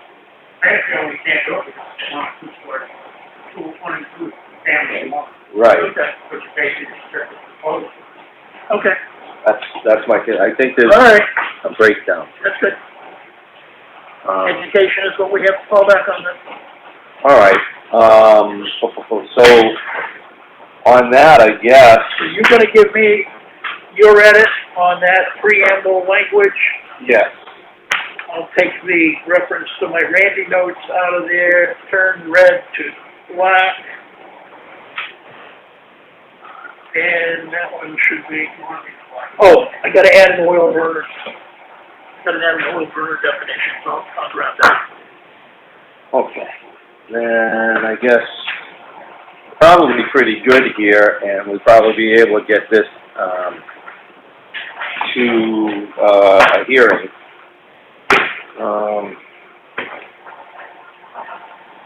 Maybe we can schedule that next week when we come in for our meeting and Yeah. figure out what we want to do there. Yep. All right. Is there anything else that I've got to follow up on this? Yes. Of the daytime coverage, Yes. you look at that at all, at any cost? We have been chasing information. I told Tom today we were discussing it, that you said that doesn't give insurance rate a break unless we have like pressurized water hydrants in town. Whether our hydrant system's right, hydrant system, they said we need a water supply in order for our rates. Further than that. That's what, Yeah, I got a call in. I'm playing telephone tag between Hampshire Insurance Commission and ISO, and I'm waiting a call back from them. I guess it's easier when, if I belong to the fire department, I have something for them to talk to me, but they'll still talk to me, so. So if water's the issue, so could we meet the definition if we had the correct number of dry hydrants installed around town? I would think so. I got a feeling from talking to this individual that we could call ISO, they would come out, and they would tell us within like cistern. You always can't put dry hydrants. Yeah. I think a cistern would be better than, I think the minimum cistern is 30,000 gallons. If we had a storage facility for water at the fire station, would that solve it? Or do we have to have it close to wherever the fire is? 70 town line. It's gotta be located around town, not just at the fire station. Yeah, we gotta be strategically placed. Okay, hey, all right. Because I'm wondering if it's worth long-term if we ask them to come in and provide a placement for us, and then we kind of start planning on putting dry hydrants in where we can, and if the cistern thing becomes an expense item because we need too many of them for 30,000 gallons, then we don't pursue it. But I think it's worth taking a look at it. yeah, I think we should get more information on what it would take to meet the requirements. That would be a nice thing. Do we have to pay to have them come in and do the survey? I'm not sure, last time he came down, he did. Do they come down every so many years and view and, They're supposed to come down every 5 years, okay. quite a lot between last two and now.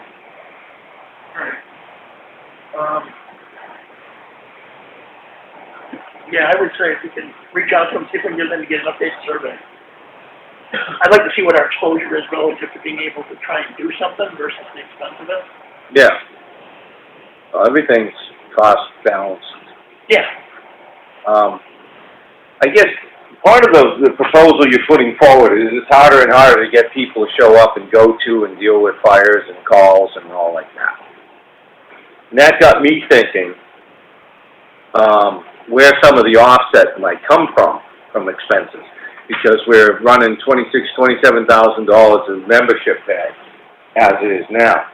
And one of the things that got me going was, how many people, and is there any paperwork, do you keep any kind of numbers for people who go to trainings but never go to a fire or a call? I've got the paperwork, specifically on each individual person. But on my end of the month report, list out the people in the pay, Yeah. I've been putting the ones with zero. So you can tell if they come with call or training. That includes training and call. Yeah. Because the point system, you get a point, that's all I get points for training. Because if we move this way, and I guess in general it probably raises a couple of thoughts, but if we have people who go to training, but this is a hypothetical, but never go to a call, it kind of, that kind of doesn't really serve the town. It's like, if you're going to go, and we're going to pay you to go train, and you're going to train and everything, we need you to respond to a certain amount of calls on the thing. So I guess that falls to you to keep track of that kind of thing. But Well, we do have a policy, if we spend over $500 when you do training, you have to give us 24 months first. Well, you have to pay us back. We enforce that once. This last big 2 years. That one go. And the gentleman paid us back. So if you have to, it's what it is. We've now spent some money on training to get paramedics. right. He's gonna give us 24 months for it. And that was a commitment usually on that higher level of training, not in-house training that you do. It's educational training. Right. Okay. They want to advance, get more education. Now, I guess I'm just looking at not that kind of training, just the, Saturdays or Wednesdays, yeah. And I guess I'd be looking for any kind of views you might have on that. What do you think? And do we have people that are just coming to trainings that just don't respond to calls, or does everybody take? Basically, I think people come to call us, more good. Okay. The other way around. All right. But normally we have the same 8 to 10 people, sometimes 12 to show up to training. That's why we like daytime coverage, because we're making people work. The majority of us are in town, and the others are in day, they're overseas. Yeah. So, All right. what we do is we took the number of houses. So I got a list from Wendy on different homes. We added them up and it came up, it was over 1,000 homes, because now that you have, once you live camp on a private shore, the way it's listed out, it looks like each person owns that one. All right. So they count as, it came out to like $60 a year per house at daytime company for 8 to 10 hours. Yeah, I don't think that collecting those revenues would be easy to So that was just numbers crunching. right. Yeah. How much it costs per structure. And whether you want to add tax rate. How do you do it? Yeah, I think it would have to, personally, I think it'd have to go under the tax rate. Right. $60,000, $61,000, you're running almost about a third of a dollar, rough numbers, a little less. Actually, probably more, probably about 35 cents, I would think. And what we spot, we're putting it out there, that person can see well, for $60 a year, I can wire EMS guards through the phone. $60 a year, it's quite a lot. I think this is, it's worth a discussion, and I think when we go to the budget committee, that we're gonna have to fine tune the deficiencies in the present system and why this is the way we really have to start looking at for the future. 'Cause Anytime coverage, basically, through welfare checks, you can bring vehicles up for inspection, keep them up to date, you know, keep them in order. It's work out for me. I'm trying to slowly work on it, I'm not at 4 years. Keep tired. Randy, can you pull some of, like, a couple of Word docs together that says, here's the kinds of work that needs to be done, like the checks and whatever? Also highlight the fact that, the bulk of people available during daytime here are AHX over X because of limited, people can't work in the area the whole bit. Because we're gonna need to have something for a little bit of a presentation background to generate a discussion for the budget committee. I'm just saying, any information that kind of supports why it would be important, even if it's just bullets. The letter that you wrote, he actually does his list. On the letters of all on duty for staff will ensure the cleaning of the station's apparatus, medical equipment, check equipment and apparatus, issue burn permits, inspect issued burn permits to ensure safety and compliance, perform welfare checks on elderly residents, home fire, safety inspections, respond to all calls for service and any projects directed by the chief. That's basically what you say, right? Yeah. So, when I look at the letter, which I have here, the staffing question that came up was, you're not saying 2 people who work 40 hours a week, you're saying coverage, that could be, right, so it's a flexible, Correct. who's available to cover certain things. Like I said, if you want to read like a stipend position, it's all for the year. Yeah. No, There's a couple guys now in farm who more than willing to do it. If you have to do it, very much. yeah, I think we're gonna need to spend some time together kind of redefining the other roles as we move into this. Something else is gonna give on the other end, because, you know, you can only assume that they're gonna wanna see something change when you have, X number of members. Is that practical though? Maybe it's not. Maybe everything has to stay the same, and this is just an evolution that we go to this, so. When the capital improvement act was like 2025, we have calls for free. It's not too short. Yeah. Last year, we jumped from, it was 215 of it, 350 up, 37. We increased to $65. This year, we're ahead of last year, but we're close to 400 this year by the end. So the number of calls we have is just skyrocketing rather quickly. There's no rescue. Now, I know the calls come in all times, day and night. Is there a part of the day or night that you see more calls on average over the years? Like, is it come during the average work day, you know, 7 to 5, 7 to 6 or something in the day, or is... More I'd say during the day. There's a little daytime. I don't know if last time we had a call.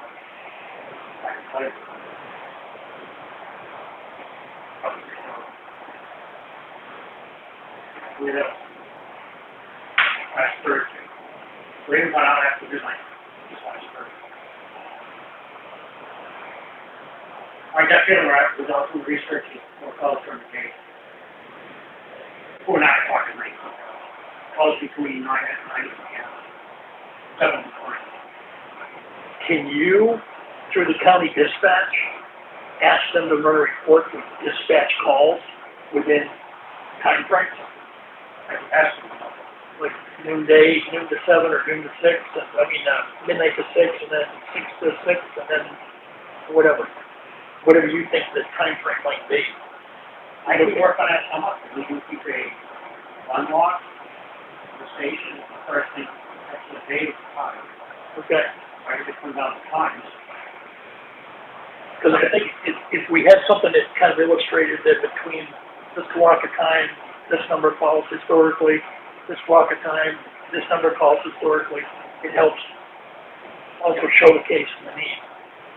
Unusual in fact. I don't think you need more than 2, 3.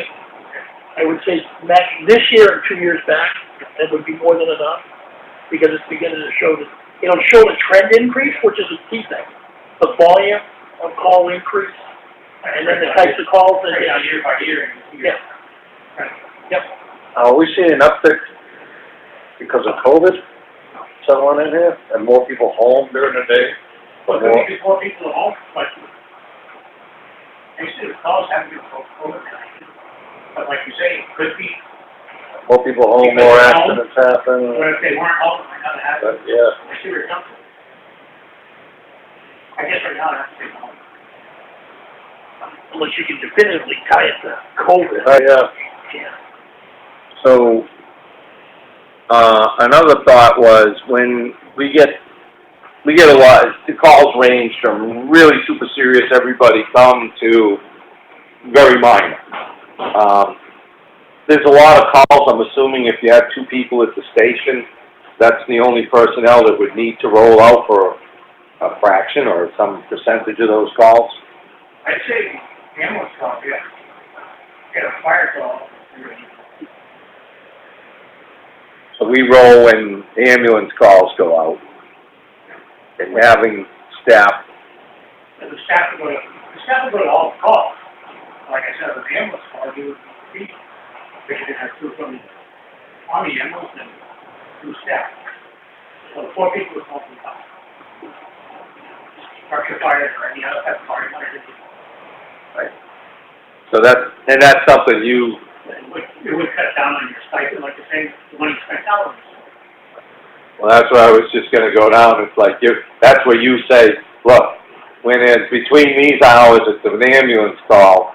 Don't go responding if our guys at the station, guys and gals there are responding, because you're not needed.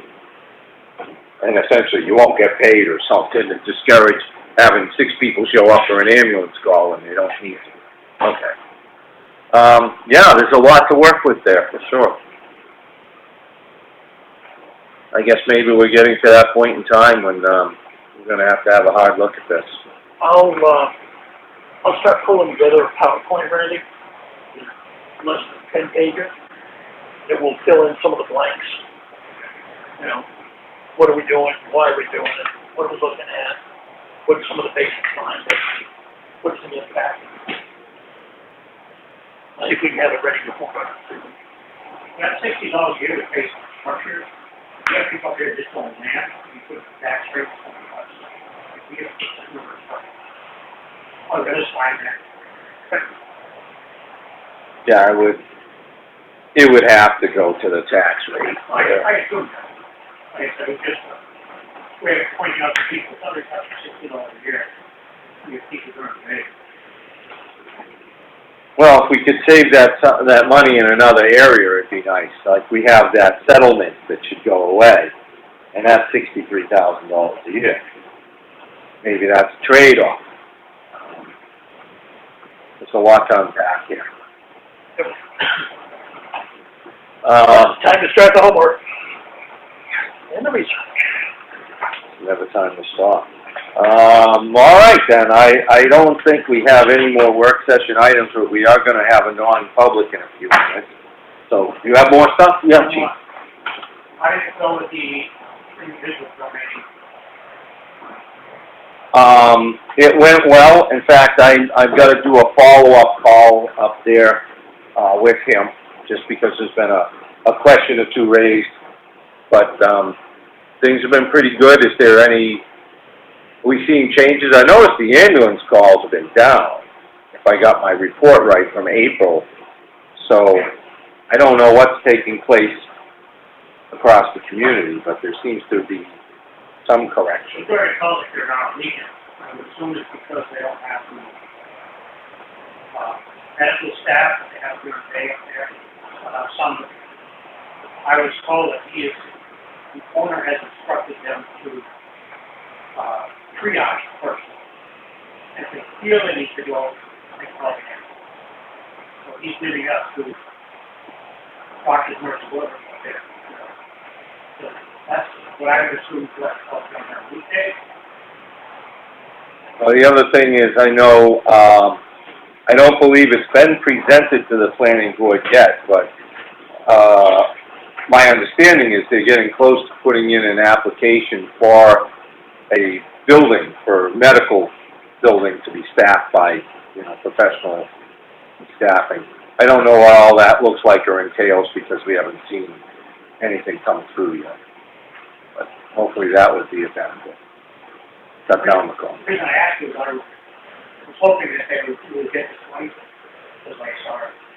On his defibrillator, his face out the window February 3rd next year. FDA just recognized it. So we're not supposed to have one break.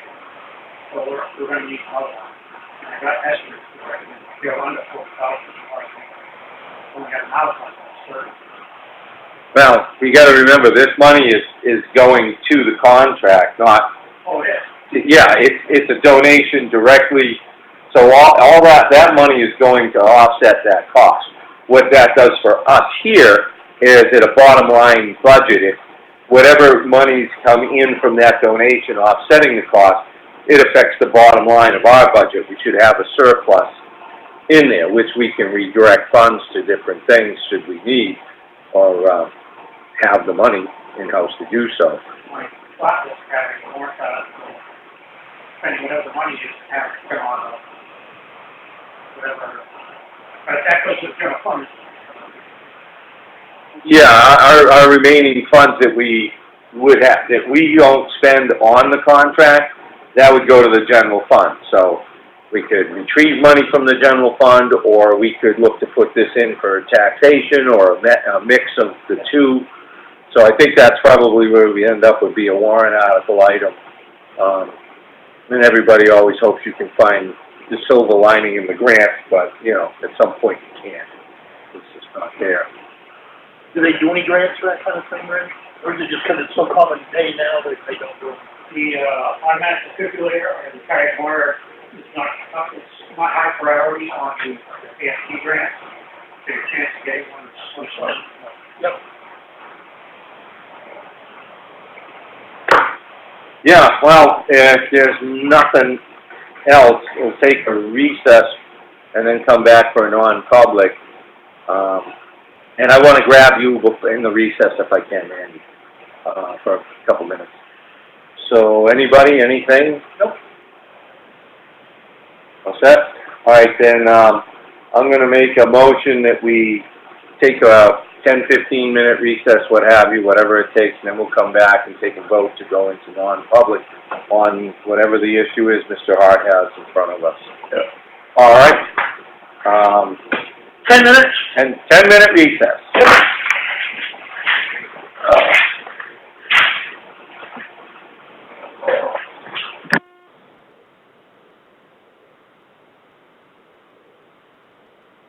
Conference recording stopped.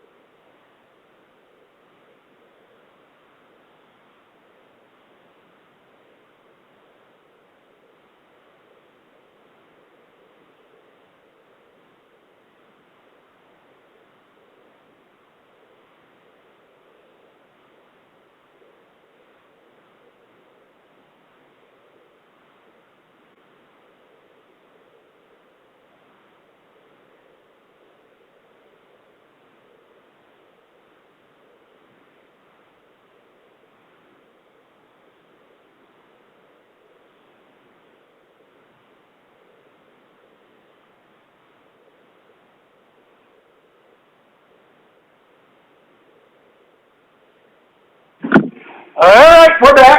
All right, We're 5 minutes late, sorry about that.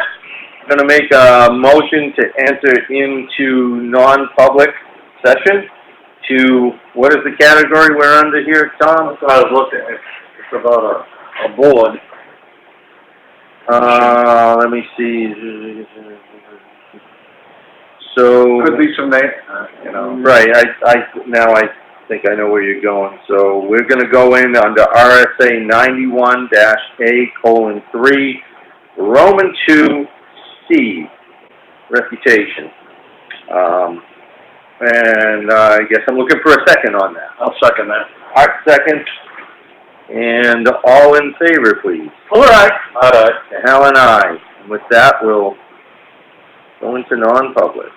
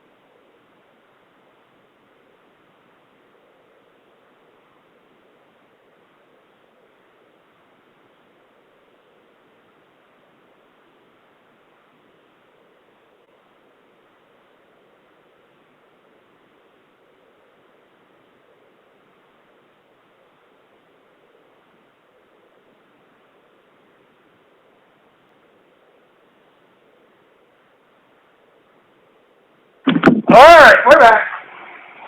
All right.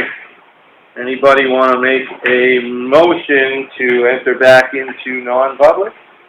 I mean, into public? Oh, I make a motion, we enter back into public.